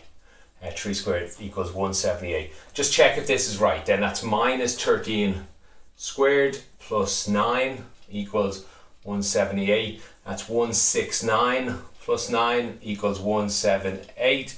And that's correct. 178 equals 178. You've verified that that point is on the circle. In part 3, they ask you to use the points C and D to find the area of the triangle DBC. That's DBC. Let's draw that triangle out again. That's C, D, and B over here. So I can think of at least 3 ways to answer this. I'll show 2 of them and quickly go through the other one. We have all the points here. 20, 0, 7 minus 3. First way I'll show you is probably a little silly, but there's a formula in your book, in your equation table, that gives you the area of a triangle if you have all 3 points in coordinate geometry. And that's, let me squeeze it up here because I'm running out of room of it, is equal to half times x1, y2 minus x2, y1. It only works though if one of the points is at 0, 0. And none of these are at 0, 0. But that's easily solved. This triangle's area is the same as this triangle's area, or if I move it, if I move it here or down here, it's all the same. So I'm going to move this point to 0, 0 by just moving left 20. So I just have to move this guy left 20, and that's -13 minus 3, and that's -13 plus 3. I can fill them into this equation here. A is equal to half times, let's see, x1 will be -13 times y2 is -3. Take away x2 is another -13 and multiplied by +3. This is plus, well, let me write it out here. A half times 39, that's minus and minus gets plus 39. minus and minus also gets another plus 39. Add these together, divide by 2, we get 39 is the area of that triangle. That's full marks, that's the answer. You can do it other ways though. I think I have enough room here to do it another way. Probably the most common way should have been to work out what's the length here from here to here. The length is from 3 to minus 3. So that length's 6. And then what's the height? Well, I know this line's at 7 and this line's at 20. So this height should be 13. Area then is half the base by the height, which is also 39. How else? I can't remember another way I thought to do it. Oh yeah, of course. You have all these lengths as well. You have the length of the side being square root of 178. So you actually have 3 lengths of a triangle. There's also a formula for the area of that. It's loads of S's. You could also use cosine rule to get the angle and then get the area using the angle. Plenty of ways. In fact, the next part asks us to get the angle. So you could have got the angle first and got the area from that. Let me clear this off and we'll do part 4. The drawing was taking up a bit much room, so let's go back to a blank page. The next part just wants the triangle or the acute angle of CBD. It's the triangle we just dealt with here. This angle in here, remember we know this length is square root 178. We know this is 6, as I just shown, but maybe you don't know that at this point. We know this is 178 as well, because they were on parts of a circle. They want you to find this angle in here. You would need to find this 6. Yeah, I don't think there'd be any other way around that. So now to find this angle, we just need to use cosine rule. Remember, cosine, well, let's call it something. We'll call it theta. Cosine rule is quite like Pythagoras theorem. The angle across from here is 6, and that's cosine rule says the angle across, in this case 6 squared, is equal to the angle at the side, 178 squared, or 178, square root 178 squared, just 178, plus the other angle, the other length, 178, minus 2 times these two multiplied together, which again is 178, times cosine this angle. So if this angle was 90, you'd actually have Pythagoras theorem. It's not 90 though, so we need to use cosine rule. Clean this up, let's get everything on the left side. So we have 36, take away 178, take away 178. I think I get minus 320. Minus 2 times 178, I get minus 356. So I end up dividing this across, and that will equal cosine theta. Minuses cancel. Put that into a calculator, the inverse cosine of this, we will get theta is equal to the nearest degree, I assume. Yeah, nearest degree, I get 26 degrees. For the last part, they want to find that area, that shaded area on the original drawing where the submarine could have been. And they give you a few hints. They tell you the sector of ABD.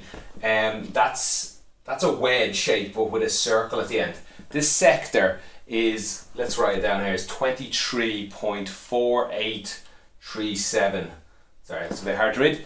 And the triangle that's very similar to this, just it's actually a triangle instead of the arc. That area is 21. And they tell you that, and then they tell you, I'd like to find that that center sort of region we were looking for. How do you do it? Well, the secret is we break this into 2. And this right hand side one we can get right now by taking these away. This will equal this wedge here. It's quite a common question. This number minus this number, we can do that in our head, is actually 2.4837. So that's half our answer. Really, we just need to do the other half. The other side would be the wedge coming this way minus the triangle coming this way, and we've just worked out that triangle, by the way. This triangle was 39. And this will equal the other half of the wedge. So we just need this number plus whatever this number is here. So this question really revolves down to, what is this wedge? This wedge here. with a little arc here. What is the area of that sector? And we have formulas for that. There's the formula for a sector of a circle. It's not really a formula, it's just pi r squared is a full circle. And then we don't want the whole of the circle, we just want part of it. We want this part, this 26 degree part of it. We just want 26 divided by 360 of it. Sorry, I should say at this point, I don't have the marking scheme yet, so I don't know the correct answer. I'm guessing the marking scheme will use 26 here. But remember, we rounded off at this point. The actual answer I got up here, let me write it in somewhere, is 25.9892 something.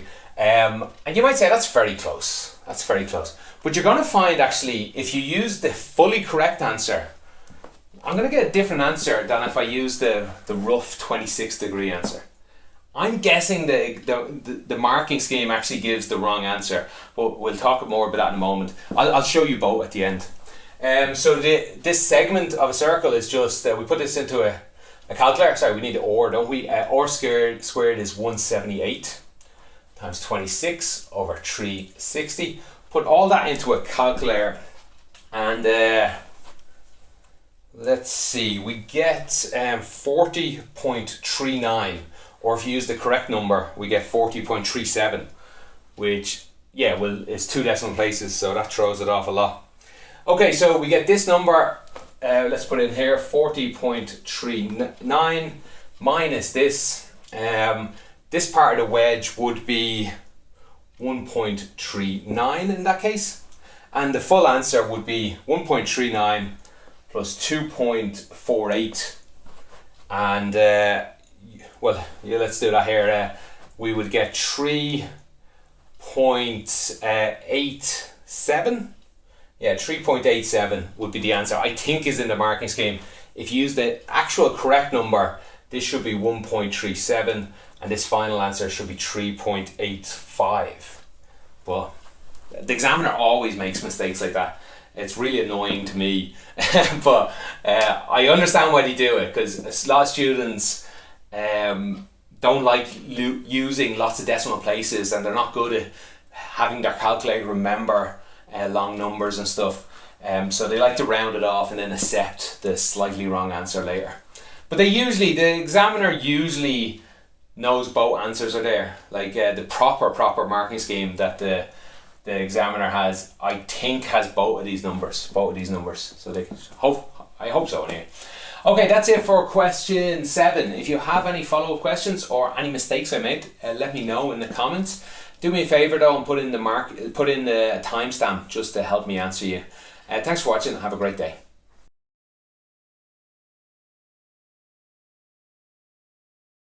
Okay, in question 8 we have a square-based pyramid. Now this question comes up very regularly, and it's one that you will have seen either in your book or in past exam papers. It's definitely worth learning how to do it, because there's a few little tricks that will always come up in this question. And yeah, before I even start answering what Dave asked me or filling in any of the numbers, I'll just point out the main trick is to look at this from different angles. For example, look at the base on its own is a square, and we can cut that into half or different parts. We can put lines across it and make a triangle out of it. Next one, we could look at the whole face of it. For example, A, B here and P, but not just looked in from the side. Like if this is the edge of the triangle, we're not looking like this into it. We're looking flat onto it. That's very important. We want to preserve all these lengths. So they tell us these lengths, they're the same in this drawing. Yeah, think of it that way. We try not to distort those lengths. And another triangle that comes up very often is a chopped one in the middle. Imagine we chopped this triangle straight down the middle, and this O here, this O at the centre, we'd put, say, O, they ask us about one of them, OB. So we'll put O and B, this line here, and directly above O is the point P, and between P and B is also a line. This triangle is immensely important. These three triangles, obviously there's four of these. I guess there's four of these, maybe even 8 of them in different ways. And there's triangles down on this one as well. All of these are important. They will give you some of these lengths and you'll have to move from here to here to up here, put them all together to answer their questions in every exam. They'll change slightly, but these will all always be important. Okay, let's throw in some of the numbers they give us. They tell us the base of this square is 6. So that's 6, 6, this is 6, 6. All of these are 6. This one here is even 6. They tell us the length of the sides, AP and BP. They tell us all the triangles are congruent. That just means they're all the same. That means this is 11, this is 11, that one's 11, the back one's 11. That's not 11 as we drew it. It's from there to there is 11 if we look at it correctly. For example, here it is 11. For example, here it is 11. But we can't write 11 here. Okay, that's what I was getting at when I was saying about the angle we're looking at it. So hopefully that's clear. I think that's all the information. They basically then want us to find OB. They give us the answer, in fact, but let's assume we don't have it. So what is OB? You'd be tempted to try and get it from this triangle. We have a right angle, we have a length, missing something there. But O is actually here as well. O is here and B is here. So we can get this length. This is flat. This is the exact same length as this one here. So can we get anything from here? Again, you'd be tempted to go no because it's 6. We don't know this length. We don't know this length. But we can find out this length. We'll just draw part of this square. We'll draw a triangle of this square. And there's OB. OB is right in the middle of this line. And we know this bottom bit is 6, this bit's 6, this is a right angle. I can't find OB, but I can find this whole length. What's this one up at? D, I guess. I can find DB. That's just Pythagoras' theorem. So we'd find DB, the length of DB squared is equal to 6 squared plus 6 squared. We rearrange this. This is 36 plus 36, 72. We get dB is equal to square root of 72. OB is just half of it. OB is right in the middle of this. This is a symmetrical shape. So OB is equal to half square root of 72. And that's the answer, except they wanted it in the simplest form. Put that in your calculator, it will just change it for you. You're not going to lose any marks for that. But let me just show you how to do it. We want to think of a large number that, a large square that goes into this. So squares are like 4, 2 squared is 4, 3 squared is 9, and so on. I think 4 goes in and 9 goes in, but let's just do one at a time. Let's take 9 out first. Square root of 9 goes in 8 times. So that turns into 3 over 2 square root of 8. We can go smaller though, because 4 goes into that. So we can go 3 over 2 square root of 4 goes in 2 times square root of 2. And square root of 4 is just 2. So that cancels with that. And we're left with what they told us we'd get. 3 square root of 2. Okay, next they ask us to find OP. O to P, and that's where this triangle comes in. I've already done all the real work here by drawing this triangle. This length goes right here. It's just Pythagoras' theorem again. It's 11 squared is equal to 3 square root of 2 squared plus this OP. I usually throw in a letter for this, but I'll leave it as OP for now. OP squared. Rearrange this, we get OP is equal to 11 squared is 121. 3 squared is, sorry, this takeaway, this will be 3 squared is 9, and square root of 2 squared is 2, so that's 18. So OP, sorry, the square root of all this, OP is equal to square root of 103. And I can't think of any number that goes into that, and I used the calculator and double checked. No number goes into that. That's the final answer. If you are finding my videos useful and would like to help the channel out, on top of liking and subscribing, probably the best thing you could do is to tell other people doing the exam about my channel. Maybe you could share this video in a class WhatsApp group. Then if you feel I've really deserved it and you would like to buy me a coffee, you could become a member on YouTube or on Patreon. You should find links to that in the description below. In part 2, they tell us about the triangular face PAB, and that's the one I already drew up here. And they tell us that the angle PAB, this angle in here, is 74.2, and they want to use this to find the total area, or they actually say use this or otherwise, and there's lots of ways to do this. I think earlier on the question I found something a few different ways as well. I'm going to do the same here. I know this is 6, I know it's 11, I know that's 11. I don't need the angle. They gave me the angle, I really don't need it.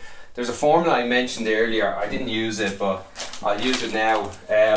The area of a triangle is equal to, people rarely use this one, S multiplied by S minus A, multiplied by S minus B, multiplied by S minus C, where S is equal to A plus B plus C all over 2. And that's when we know the 3 sides of a triangle. So in this case, A would be one of these sides, say 6. B is equal to 11 and C is equal to 11. Put all that in. S is equal to, let's see, 6 plus 11, 17, plus another 11 is 28, divided by 2 would be equal to 14. So the area is quite easy to find. It's just equal to the square root of 14 times 14 minus 6 is 8. 14 minus 11 is 3. 14 minus 11 is another 3.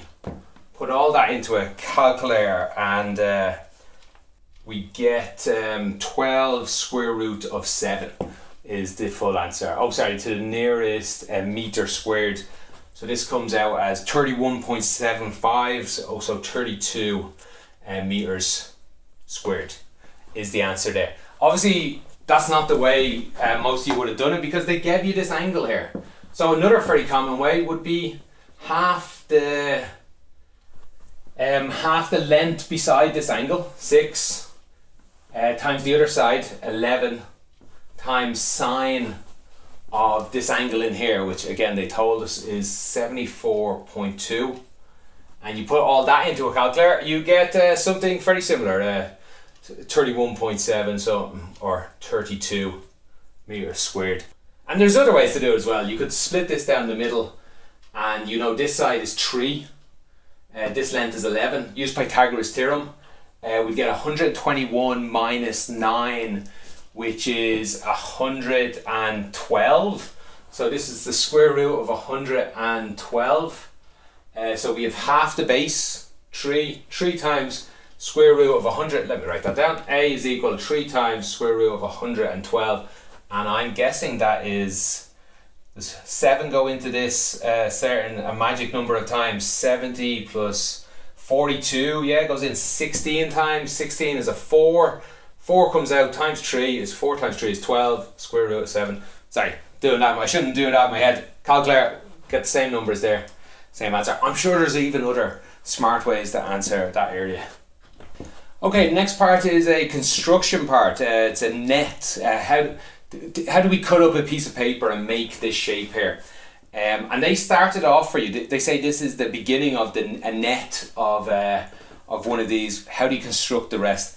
Before I show you at least the sort of rough way to do it, because I don't have a compass to do all this. Before I show you the rough way to do it, let me show you a few possible answers, because there is multiple answers. The net of a square base pyramid could actually look like this. Just a triangle each side, fold all that up and you'd get that shape. Problem is they started it looking like this, so that's off the cards. But there's still actually a good few options for you to do here. The one they probably want you to do is something that looks like this. Something that looks like that. That will all fold down. This will fold up. And once that folds up, this will just fold slightly around. This will then fold slightly around to this side. And this will fold slightly around that side. It'll all link together. That's probably what they wanted you to do. But of course there was other answers. You could do, so had to be the two they gave you. You could have put one over this side and another one on either side, or hell, you could have put it down here. You couldn't have put it either this side, because this one's going to go there. That's going to go there. That's going to go there. So you have a few options.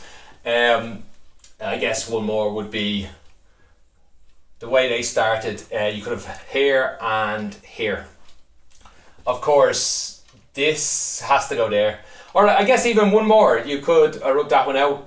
You could be, let's see, something like that there would also do it. So there's a good few options. I'm going to just draw this one, okay?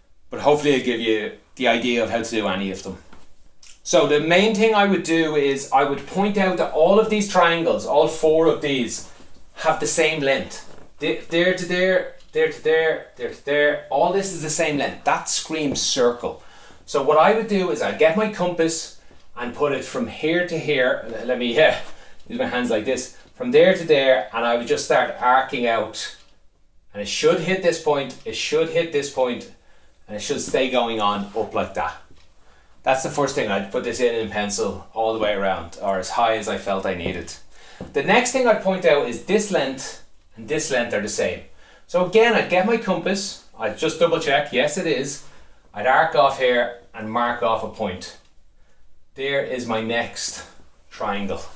I'd do the same again, and there is my next triangle. That's full marks for this question. Let me clear all this off and get to the next part. For part B, we really have 2 questions in one. They give us this triangle with these lengths. It's a right angle triangle. And they want us to find, let's see, the angle, which is a CAB. CAB. They want this angle in here. They want us to find that. That's sort of one half of this question. The other half is they tell us this story about a girl, Ali, who thinks the answer is 52 degrees, but she's wrong. And they want us to find the percentage error. So that's the other half. That's what does percentage error mean? That's what they're asking in the second half.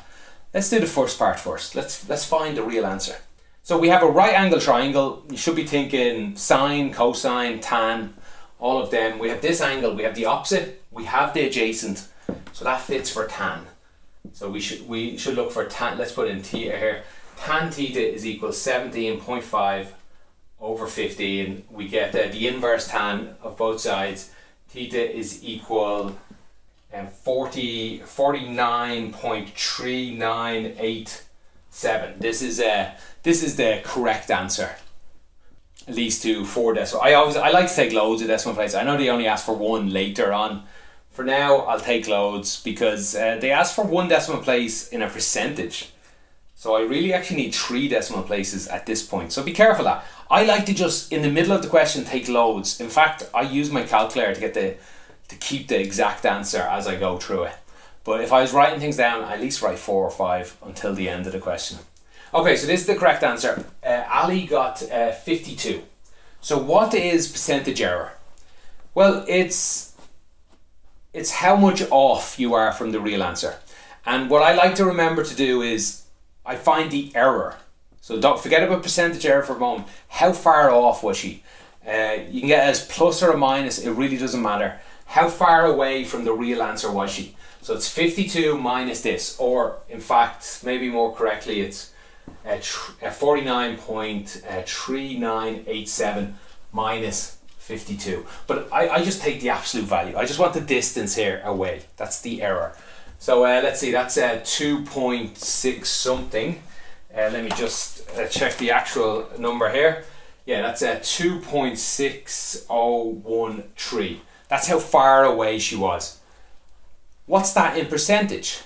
We divide it by, well, one of these numbers. Students always get mixed up which one. I'd say it's always the real number you divide by when you get a percentage. So we divide by the real number here, 49.3987.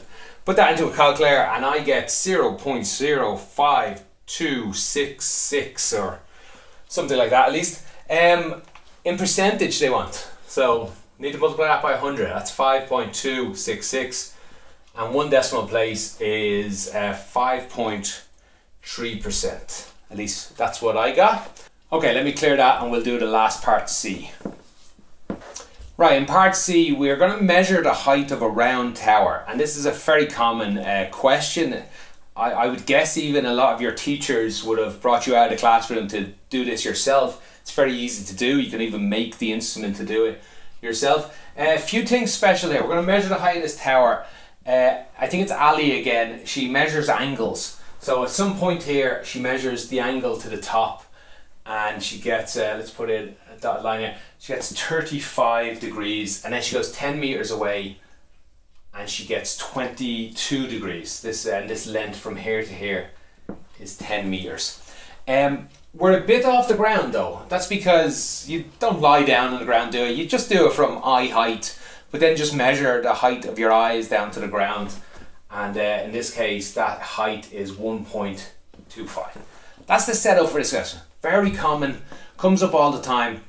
Forget the drawing, let's just turn it into simple triangles. The main triangle we're going to deal with is this one here. But of course you can put in this one as well, and that'll be a right angle one.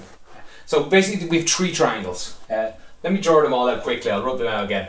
We have this triangle, we have this smaller triangle, that's this one here, and then we have this bigger triangle, this one here. We're going to use all three of them. I'll just use this picture though here. I think they give us a letter, yeah, this length here they tell us is X. Let's put in some of these numbers. 35, 10 is down here, 22 is here. This is not H. H is this number plus another little bit. If you put H here, it's fine, you'll get the wrong answer, but if you remember to fix it at the end, you're not going to lose marks. I'll just put Y for now, okay? I'm going to find this number, and at the end I'll add 1.25 to it to get actual H. Okay, where do we begin? You go wherever you want to go. You fill in any number you can think to fill in. For example, we can get a lot of angles. We know 90 degrees there. We know if this is 35, this angle here must be 145. 145 and 22, that means this angle up here must be 13. Let's see, that's 35, that's 90, this must be 55. So we can fill in a lot of things, and basically you just stay going like that. In this question they've helped you by telling you to find X. If they didn't tell you to find X, they just told you to find H, you would have found X. You would have had to find X. They've helped, they've tried to hold your hand and bring you through this question a little bit.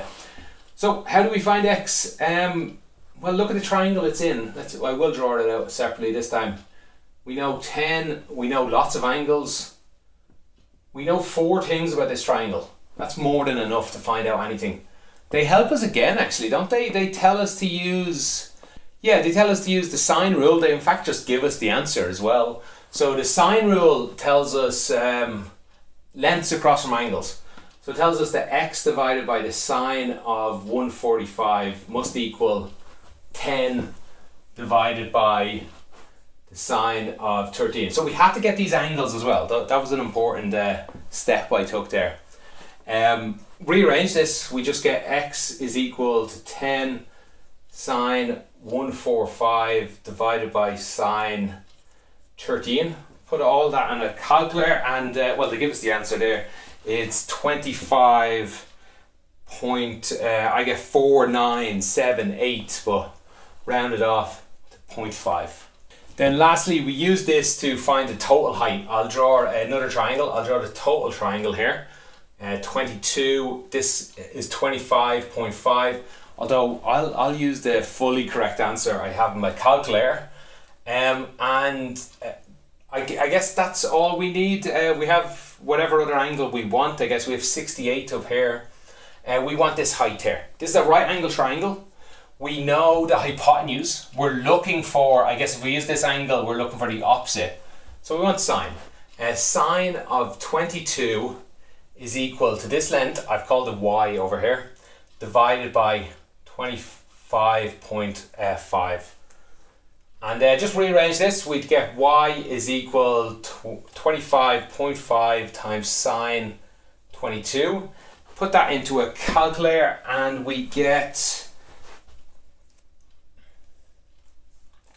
9.5517. I'm not sure if that's using this rounded off number or my exact number, so apologies for that. And then we just add 1.25 to that, so we would get 10.8.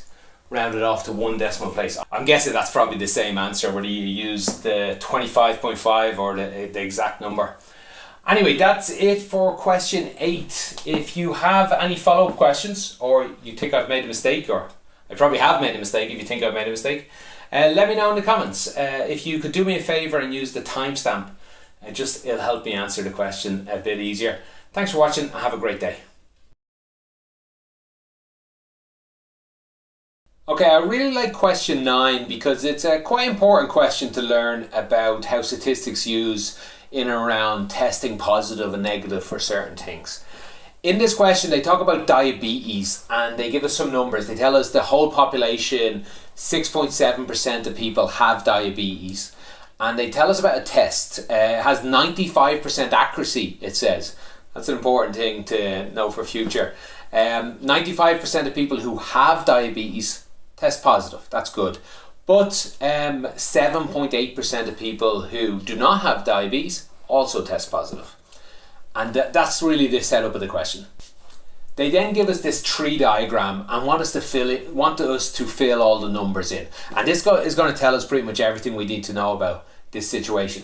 For example, there's the population and how many have diabetes is 6.7%, or in decimal place 0.067. and so on.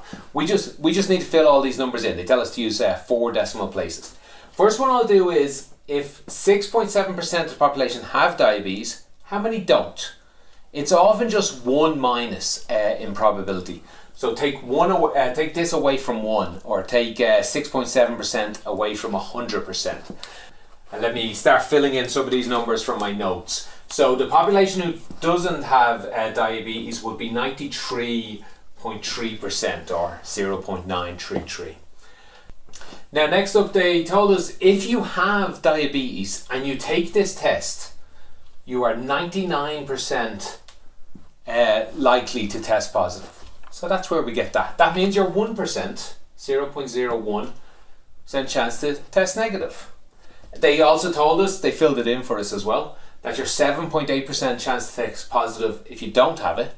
That means the opposite to this would be 92.2, 0.922. If you don't have it, you'll test negative. Now the final numbers are the important ones, because these don't show anything too strange yet. But these final numbers start to show something strange. They've put in the first one for you just to help you out. That's 99% multiplied by 6.7%. You'll get 0.0663%. 663, or 6.63%. Now that's interesting. Well, I'll wait till I fill the rest in to point out why that's interesting. Next, this number multiplied with this one. So the chances you have diabetes but you test negative, that's a very small number, and that's good. 0.0007. That's the 4 decimal places. The chances you don't have diabetes and test positive, that's a bad one, but still there's a 7% chance of that happening. And the chance you don't have it and you test negative, which is the most likely one, that's a 86.02% chance. Let me talk about each of these. If you have diabetes and you take a test, or take a COVID if you want to make it more real for you.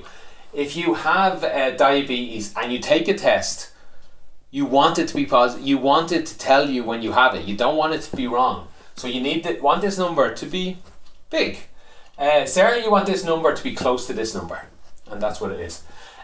You don't want anyone, this is the number, I think this is the most important number. You don't want anyone that has diabetes to take a test and for that test to tell them it's negative. So you want this number to be as small as possible. This is 0.07%. A very small number. It's very unlikely you'll get negative if you don't have it. And the bad news is, but something that you're willing to accept, is if someone doesn't have diabetes and they take the test, they might get told they do. That's fine, because the doctor, the first thing they'll do is, here, take another test. And if you take 2 in a row, it's very unlikely this will happen. Take a third one. We'll take 3 or 4. And think of COVID. If you do not have COVID and you test positive, worst thing that happens is you stay home for a couple of days, you feel fine. But imagine how bad it would be if you had COVID and you tested negative. you'd go out, you infect loads of people. You want this number to be small. Sorry, that's my rant over. That's the answer to part 1 and 2. If you are finding my videos useful and would like to help the channel out, on top of liking and subscribing, probably the best thing you could do is to tell other people doing the exam about my channel. Maybe you could share this video in a class WhatsApp group. Then if you feel I've really deserved it and you would like to buy me a coffee, you could become a member on YouTube or on Patreon. You should find links to that in the description below. Okay, for part 3, we're going to use these numbers here to find out the probability of a person that's picked at random that they test positive for diabetes. So of these 4, these are the 4 probabilities. They should add up to 1, by the way. Which of these tested positive? It's this person, these people, 0.0663 plus this one here, 0.0728. What's the total number there? Add them together and we get 0.1379. Something I'll point out that we'll see again in the next part. This number is bigger than this one. So more people tested positive that don't have diabetes. It's a very interesting number. So whenever you see stats of how many people test positive or something, it might not be indicative of how many people actually have it. But as I said earlier, there's a reason why we don't care so much about this getting high once this number is low. Okay, so this is the answer to part 3, the probability that someone tests positive for diabetes. Part 4 then asks, the person picked at random does test positive for diabetes. Find out the probability that they actually have diabetes. So we have people that pick, that tested positive. What's the chances they actually have it? So let's work that out.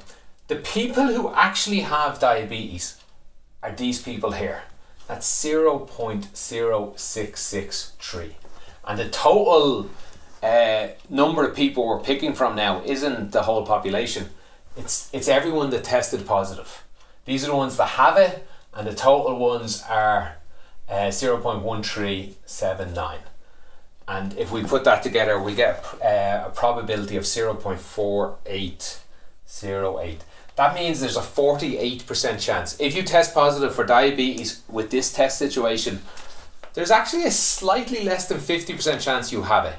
So the first thing you should do if you test positive for things like this, well, talk to your doctor. But I'm guessing the doctor, one of the first things they do is they just test you again in a new situation. And the chances of this happening twice probably goes down significantly. And then they might do it again and again and so on. Okay, in part B, they talk about 5 people being picked at random and whether they have or don't have diabetes. So we have the number from previous, they tell us again, 6.7%. They want us to work out the probability that 2 or more of those 5 people have diabetes. This is a very interesting question because there's 2 ways to do it, a long way and a short way. Both are fine.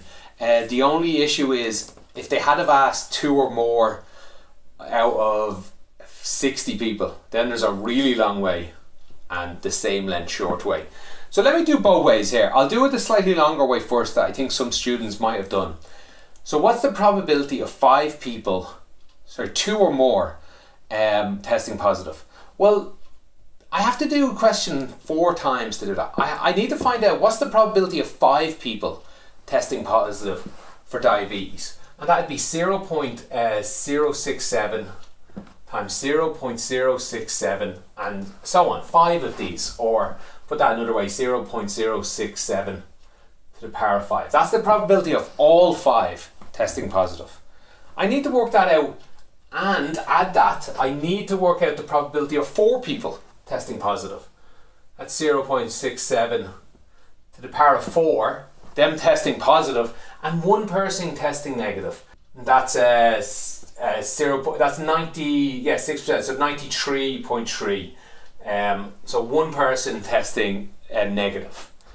Except there's an issue here. 4 people test positive, 1 test negative. How many different ways can this happen? The first 4 people could be positive and the last person negative. Or maybe the first person is negative, last 4 positive. Maybe the second person negative, third person negative, fourth person. There's 5 different ways this can happen. So I have to multiply that by 5. And I get whatever I get here. I won't. Oh, I have it. I think I wrote it down here somewhere. Yeah, this is a very small number. It comes out as 0 basically. It says it's like 6 zeros, and they only want 4 decimal places. So that's basically 0. This number here comes out again as actually no. This one comes out just barely at a 1. If you round it off to 4. And next one, what's the probability of 3 people testing positive? 0.067. This is the long way, remember? 0.933. There's 2 people positive, 2 negative. There's 10 ways this could happen. It's 5 choose 2. Or 5 choose 3 if you'd rather the same number. There's 3. These 3 people out of 5. How many different orders could it be? It's 10 anyway. And this comes out as 0.0026.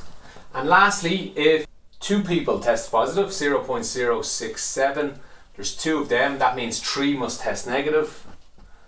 There's 3 of them, and there's 10 different ways that can happen as well, because it's 5 choose 2. And this all comes out as 0.03645. Oh, I haven't rounded that one off. Let's see. That should be a 5 there. Okay, the answer to this question is all of these added together, and I get 0.0392. Okay, I promised you a shorter way. It's only slightly shorter though, but it's very useful to know in maths. Always be thinking in maths and probability, is it easier to do the opposite and then take away from 1? Or take away from 100% or something like that. In this case, we worked out the probability 5 people tested positive, or 4, or 3, or 2, because they said 2 or more. What if we worked out the probability 0 did, or 1 did? Because all of those numbers should add up. That's all possibilities in the world. They should all add up to 1. So if you had worked out the probability that no people test positive, that's 0.933 to the power of 5, and that's equal to 0.7069 I think 7 flat. Probability 1 person tested positive would be 0.067 multiplied by 0.933 to the power of 4. And there's 5 different ways that could happen. And that would have equaled 0.25385, which all equals 0.9608. These are not the same number, but if you take 1 away from this, or take this away from 1, you will get, let's see, 1 minus this, it equals the same answer, 0.0392. That's a lot shorter than that. It's actually half the length of that. And indeed, if they ask, which they'd be very mean to do, but if they asked for, say, out of 10 people, 2 or more out, or 3 or more out of 10 people, you can see them do that. You'd either have to do 8 one way or 3 the other. So it might be useful to know this method. Now, before we do part C and D, I must warn you, I'm not the best with combinations, so definitely keep an eye out for any mistakes here. In part C, they tell us 20 people take place in a clinical trial. 10 of them are picked for group A and 10 for group B. How many different combinations are there? Thankfully, our calculator, we have a formula for it. We have a great formula for this. There's 20 people, you're going to pick 10 of them in group A. You don't even have to pick the rest. They just get, once you pick the first 10, they're gone. So this all comes down to 20 choose 10. There's a button in your calculator for this. So you put that in and you'll get 184,756. A hell of a lot of ways to pick 10 people out of those 20. Okay, in part 2 then, the 10 people are picked. They've set that in stone. 10 people have been picked out as 20 to go into group A, and obviously therefore 10 are in group B. How many different sets of 10 pairs can be made? Got to be careful there. I'm guessing a lot of students might have said 10 times 10, 100. There's 100 different pairs there could be. Everyone in group A could be with anyone in group B, So the first person could be with 10 different people. Second person could be with 10 different people. That's fine. There is only 100 different pairs. But that's not the answer they're looking for. They're looking for sets of pairs. So a set would be, in one set would be these two people, then these two. So this is one, there, and there's 10 of these. How many different ones of these could there be? And that's where we get a massive number. Okay, how are we going to do this? We're going to think of the first person as picking someone from group B. They're not really picking, someone else is doing the picking. But the first person here is going to choose their next person. It doesn't really matter the order of the first person, so they don't really get a number. That first person is going to have a choice of 10 different people. So the person we take from group A, doesn't really matter who, they're going to have a choice of 10 different people. The next person from group A, they'll be set. These two people will be set. They're going to have a choice of 9 people to pick from. The next person is going to have a choice of 8, and so on. This is going to go down 3, 2, 1. They'll have one choice at the end. This is a factorial. You don't have to put all this in your calculator. There's a button in your calculator, factorial, that'll do it for you. It's a pretty massive number. It is, there it is there, 3,628,800 different sets of these 10 groups. So I would have to draw this block 3.5 million times. So that's the answer to part 2. Now in part D we have a problem. I do not have the marking scheme, so I do not know the correct answer, and I do not know how to do part D, at least how I read it. I think I may have just read it wrong, so I'm going to try and explain what I think the answer is, but I'll also point out where I think I might be going wrong, and maybe someone out there can help me. So in part D it's very similar to part C, in that there's a different clinical trial. There's 24 people and they're split into 2 groups of 8 and 16. So we could have 24 choose 8, and that might, I don't think that's important because I don't really know how to deal with that. That would give us a number. I have it here somewhere.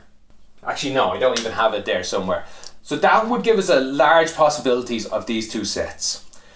The question goes on then to tell you that everyone in group A, or X and Y in this case, everyone in group X is paired with 2 people from group Y. So there's 8 in the first, 16 in the second. And they want to find how many different pairs of sets, just like in the previous part. There it is.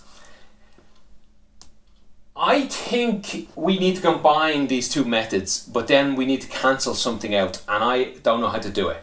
What I'm going to show you though is, I'm going to assume that they've already done this pairing for us. They've chose 8 people out of the 24, and I'm going to do the second part to C again in this new way, because it's actually an interesting answer as well. But I warn you that I'll talk more in a moment. I warn you, I think whatever this number is should be involved in it as well. Okay, so here's what I think D is asking us. It's like C part 2 again. We have a group of 8 people and they're going to choose 2 people out of a group of 16 people. How does that look? The first person is going to come along and choose one person. They're going to choose 2 people out of that group of 16. So that's going to look like this: 16 choose 2. So this is the same notation, C notation or the bracket notation. So that first person is going to choose this. I'm not sure what that number is. It's probably 40 or 50 something, quite big number already. But the second person is going to come along then, and they're going to pick 2 people, but there won't be 16 to pick from. There'll only be 14 to pick from. The next person will come along and there'll only be 12 to pick from, and this will stay happening all the way down. 6 choose 2, 4 choose 2, 2 choose 2. This is a pretty big number. I think this might be the number they're looking for. I think this is the answer they're looking for. You can put all this onto a calculator. It'll take you a while. I'll show you a little trick now in a moment. But you can put all that into a calculator and you get the impressively big number of, is that 80 trillion, I think. But in scientific notation, like they asked for, it's 8.173 times 10 to the power of 10. How many decimal places? 3 decimal places. Okay. That's I believe the answer to the question.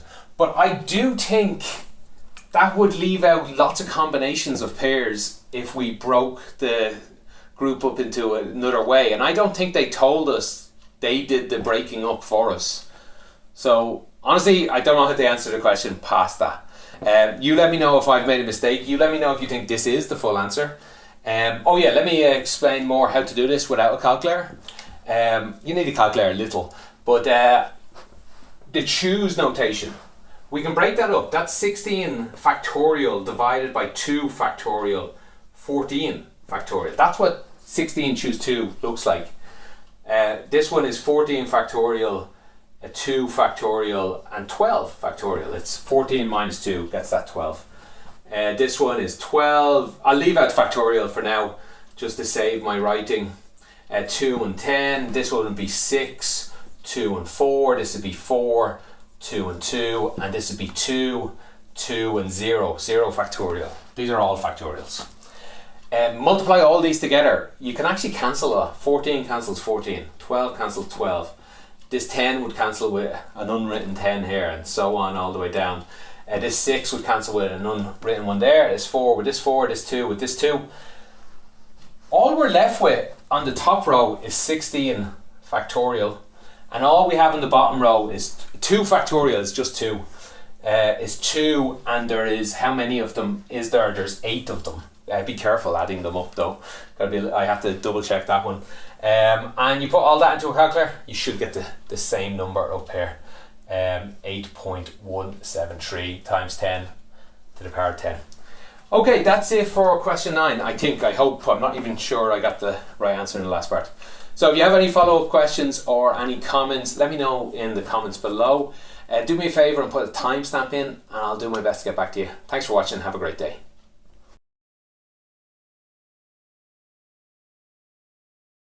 In question 10, the story they tell us is about a maths test they give to everyone in the world, or all around the world students take this test, and the scores for the whole world are a mean score of 400 and a standard deviation of 60. And they give us the information in this graph and ask us to fill more in. We have the area, they shaded a region here in the middle, and they tell us that's 68%. We should remember that number. That's the number where 1 standard deviation is important. For 2 standard deviations, it's around 95%, and for 3, it's 99.7%. So they're important numbers to remember. What can we fill in here? They told us the mean. The mean is right in the middle, the very middle one. That's 400. They told us the standard deviation is 60. This line here, the lines that hold in the 68%, they're 1 standard deviation away. 1 away from 40, or 1 standard deviation away. So that's 60 away from 400, I should have said. Is 460. And 60 away this way is 340. And what's this last number here? They don't actually say. I would argue, if I was arguing with the examiner, I'd be like, impossible to answer this. But clearly what they meant here is this is the 2nd standard deviation. And they never told us it's symmetrical, but it's clear what they mean, I guess. But I'd be a stickler and say you never actually told us this. But that's 2 standard deviation away. So another 60, that'd be 280. That'd be the answer to part 1. In part 2, they want us to use the normal distribution. They want us to use the table of numbers in your formula book to work out the proportion of students worldwide who would score above 420 on a test. I'm convinced whoever sets the exam for the Leaving Cert is a teenage boy, because the amount of times the number 420 and 69 comes up is way above what it should be. So I'm convinced there's something going on there. Okay, how do you answer this question? I'll draw this again, in fact. I'll draw it loads of times at this time. Normal distribution. We can work out the probability of someone getting over a certain number by the tables in the back here. No, it's not that. Let's find it here. One of these looks like this sort of tables. Lots of numbers. If you put in the number it gives you, this center number 0, it's 400 here. 1 standard deviation is 1, 2 standard deviations is 2, and so on. If you put in the number like 1.4 or something, it will tell you the probability that your number is to the left of that. The formulas, the numbers they've worked out in the book is everything to the left of that. So for 420, here's 420 here. If we can line that up with its Z score, the book will give you everyone to the left of that, everyone less than that number. Yeah, let me go ahead and shade that in. Every number down here. We would like this number bigger than it. We'll deal with that in a moment. First, let's find its Z score. What's this number here? I know it's 420 up here. What is it down here? It's not as hard as it looks. 60 is one standard deviation. 1 is the same as 60. So what's 20? Because 420 is 20 away from the middle. So what's 20? Well, it's the same as 1 over 3, I guess. Divide that by 3, divide that by 3. Or rewrite that as 0.33333. Two decimal places is all the book can handle. So 33 is fine. That's your Z score. That's what this number here is, 0.33. We can look that up in our book. Am I on the right page? I am. You go to 0.3, go over to 3, and I would get a P number of, so that's P of 0.33 is equal to 0.6293. Be careful, don't leave that as your final answer. That's the probability someone got less than 420. We want the probability they got more than 120, so we'll get 1 minus P of this, and just take 1 away from that. Let me check my notes. We have 0.3707. That is the probability. Also be careful, did they ask for probability, which did they? Yeah, I think they did. Or did they ask for percentage? So multiply by 100 for percentage, 37%. But I believe they asked for probability, so I better round it off then. 0.37. If you are finding my videos useful and would like to help the channel out, on top of liking and subscribing, probably the best thing you could do is to tell other people doing the exam about my channel. Maybe you could share this video in a class WhatsApp group. Then if you feel I've really deserved it and you would like to buy me a coffee, you could become a member on YouTube or on Patreon. You should find links to that in the description below. Okay, on to part B. We still have the same test going on. Worldwide, the average score is 400. But we have 3 different countries here, X, Y and Z, and they each get different scores, at least in a small sample size. Well, a pretty big sample size. Anything bigger than 1,000 I think is pretty big. And they're going to ask us a bunch of questions about these samples and their confidence levels, and they're going to ask hypotheses, things like that. Just a warning, this is one of my least favourite parts of maths because it takes so much studying. You guys need to study for these parts. It's not something you can just go, oh, I'm really good at maths, I can do this. I'm really good at maths. I have to look up these things because there are certain specific formulas there. You have to learn what certain things mean. Just be careful when you're doing all this. Take your time. But do remember, you are rewarded for study. Just work hard on this. It doesn't matter how good or bad you are at maths. This, you can just learn what a lot of these things mean and how to do them. Okay, with that said, the first question is, use the values from this to construct a 95% confidence interval for the population mean score for the country X. Okay, so what are they talking about? So country X, when they asked 2,161 people to do the test, they got a score of 387. So you'd be tempted to say, well, that's the answer then, it's 387. But no, there's a better way to do it than that, because how confident are we in this? We want to add it. We are going to take this number. So let me just get my symbols correct. So the answer we're looking for the mean of this country, I'm going to put it down as this. But this answer, it's tempting to say it's 387, but I'm going to put 387 either side. But really, the real answer is actually a little smaller than that, or a little bigger than that. It's plus or minus something onto this. Let me just move this over here, 387. So that's a good starting number, but let's add a bit of confidence onto it and take it away from it. Because we didn't ask everyone in the country, we just asked 2,181 people. Now what we add on and take away from this side, add on to this side, is something we study, we remember. When they say 95% confidence, you're expected to remember 1.96. You don't actually have to remember it, but we don't bother teaching it. You can look it up in here. If you look up 1.96, you'll find 97.975, which is 2.5%. And remember how the standard deviation works. And if it's 2.5% this side, it's 2.5% this side. And that adds up to 5%. That's where that 5% or 95% confidence and 1.96 comes from. But it's okay just to remember it for now. So that's minus this side plus this side. But it's not just 1.96. We then multiply that by the score we got. The standard deviation score we got here. 66.2. Same on this side. 66.2. And then we divide it by the population. The bigger this number, the smaller this difference will make. So we divide it by the square root of 2,161. Square root 2,161.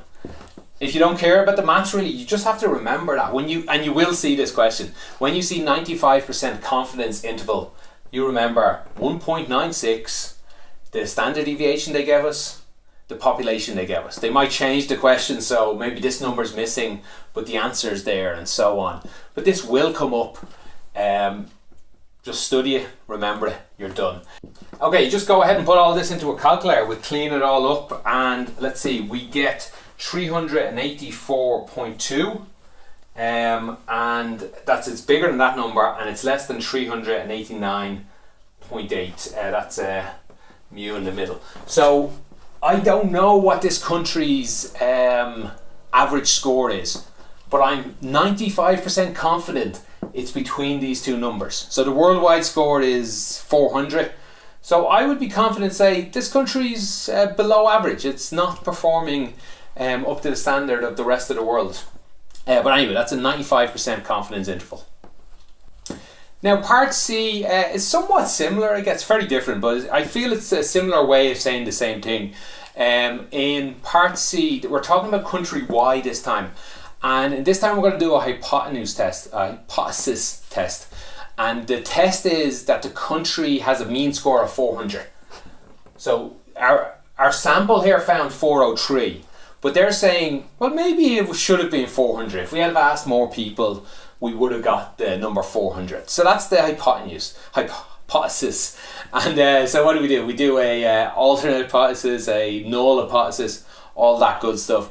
And what they're asking us to use the values to work out a test statistic, a Z score for that assumption. So we're going to assume 400 is the right answer, and we're going to test it.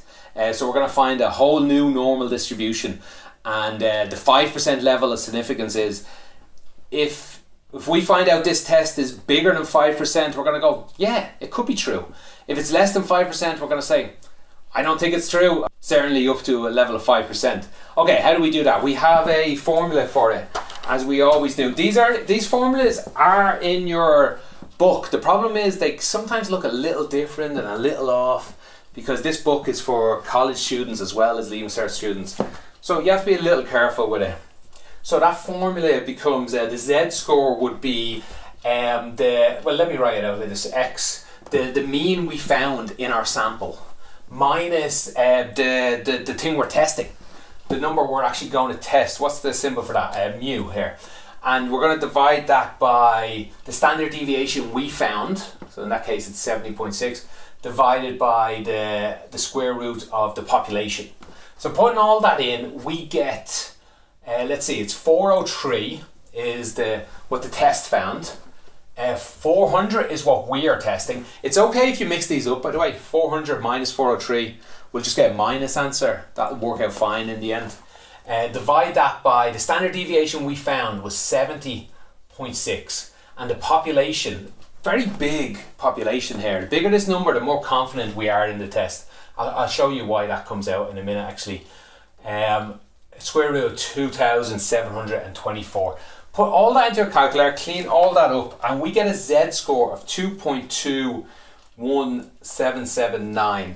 I don't want to skip ahead, but if this number is bigger than 2, we have usually beaten the 5% significance number, because this is a Z-score is the standard deviation.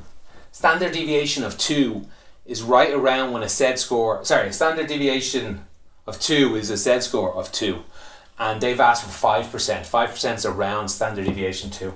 So we're past the line of proven or disproven. We'll see now in a moment. So remember, we're testing with 400 is correct. Let's draw this Z-score in here. 2.2 is somewhere all the way down here. What this is telling you is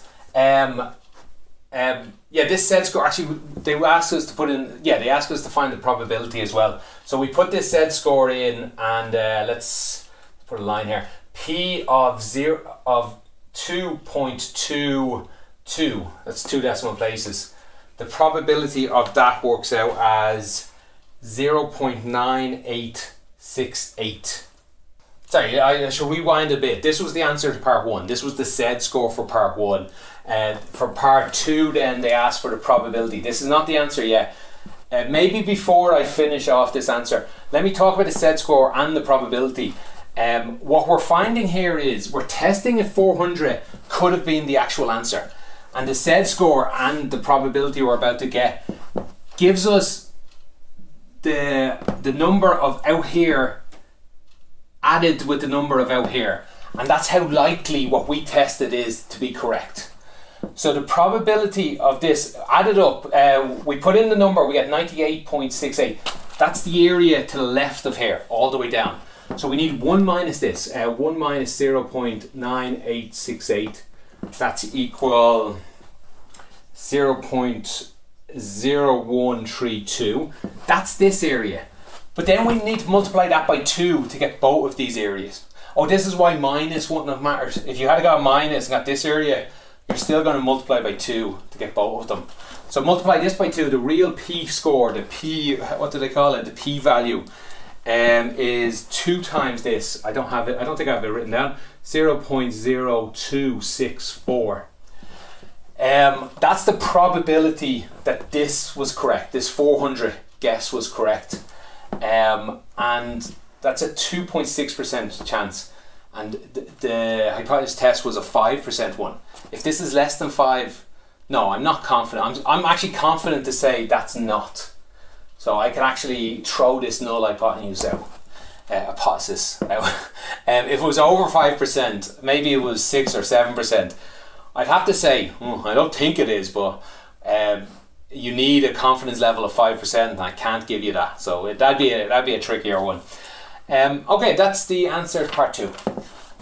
And sorry, the conclusion would be sort of what I said there. You thrown away the hypothesis of 400, so you find it is different than 400. It's there. I'm quite confident it's not 400. I think there's only a 2.6% chance that their real mean number could be 400. It's possible, but I don't think it's likely, and it doesn't meet the 5. So, some waffle like that is the answer for the conclusion. Okay, for part D, I don't really know how to answer this question, to be honest with you. They talk about country Z having 50% of the students have a pet and 50 don't. Describe how to sample 2,520 people. They talk about to describe how to sample all these people in a stratified random sample. I guess you can answer, just talk about what a stratified sample would be. That'd be if you break this population into those who have pets and those who don't. It would probably be around 50-50, but wouldn't be exactly. It could be 1,500 in one. Oh, sorry, 1,000. Yeah, let's forget that. 1,250 in one, 1,270 in another, maybe. Anyway, you put them into 2 groups and you do tests on both of them. You test the average and the mean and the standard deviation for one, the mean and the standard deviation for the other. Do they overlap? How confident are you in them overlapping? That's how you do a stratified test. I disagree with the next part. They say, why is it probably not useful to do this when looking at their math score? I guess it's just a joke they're telling. It's just they're saying having a pet wouldn't matter to your math score. And they're probably right. But you know what? I'd like to do the test. Maybe we'd find out people who had pets do better at maths. They're happier, they're just happier people, so they do better. Or maybe we find out people who have pets do worse. They're busier, they're out walking their dog, they get sick from they're allergic to their dog and they get sick. Who knows? So I don't agree with I think that's maybe a stupid question. They just want to talk what a stratified random sample is. Look it up, write whatever you want. And the answer to the second part, I would disagree with even. But be warned, I'm not the best at this area of maths, so take my answer with a pinch of salt. Okay, part E, we're back to actual real maths. I like it. They give us this graph of people. There's some tests, students are given 0 mark, 1 mark, 2 mark, or 3 mark. And 0.19 or 19% of them get 0. P proportion of them get 1, 2 or proportion get 2, and or proportion get 3. We don't know these numbers. They're going to ask us questions about. They ask us about the expected value of a mark. So the first thing they're asking in this question, what is expected value? They're expecting you to know what that is. The expected value is the proportion of people that get it multiplied by the number. So if I add up all the marks everyone gets, add up all the ones, all the zeros, all the twos, and then divide by how many people did the test, I'd get their expected value. Obviously the expected value is probably somewhere between 0 and 3. If everyone, well, I know everyone didn't get 3, so it's definitely less than 3. That's how we find expected value. We can do that a bit more maths ways. EV, expected value, is equal to 0 multiplied by 0.19, which is 0, plus 1 multiplied by P, plus 2 multiplied by 2R, plus 3 multiplied by R. That's the expected value of this situation. You're getting lots of marks for that, by the way. But they don't really ask just that. They ask, find the largest value for the expected value. I'm guessing students were quite confused by this question because while I think it's a good maths question, it leaves you with a lot of thinking. Some things you might not have noticed earlier in the question. They told you P and R are definitely bigger than 0. And the other thing to note is they could only get 0, 1, 2 or 3. So this is everyone. Everyone is here. That means this all adds up to 1. So we could say 1 is equal 0.19 plus P plus 3R. I'm just adding these two together. That gives us an equation we can get in P and R. I rearrange this. Maybe I'll put P on its own equals 1 minus this is 0.81 minus 3R. That's a very handy equation. I can now put this P in here. I could have rearranged this so R equals, by the way. But I can now rewrite the EV here. I'm not really answering the question yet, but I would certainly get marks for everything I'm doing here. I could rewrite this 0, P would become 0.81 minus 3R. This would become 4R, and this would become 3R. Those cancel. So a nice clean equation. The expected value is equal to 0.81 plus 4R. What's the biggest this number could be? That's what they're asking you. R is bigger than 0. So I know the smallest it can be. If R was 0, it'd be 81. What's the biggest it could ever be? So you need to, and I recommend pause and try and think about that. What's the biggest R could become? I'd say the easiest way to think of that is, well, there's only R and P. So if P was 0, R would be the biggest. If P was the smallest, it could be R would be the biggest. So we could just put 0 up. I guess it'd be easier to put it here. No, let's put it here. We rearrange this. We get 3R equals 0.81.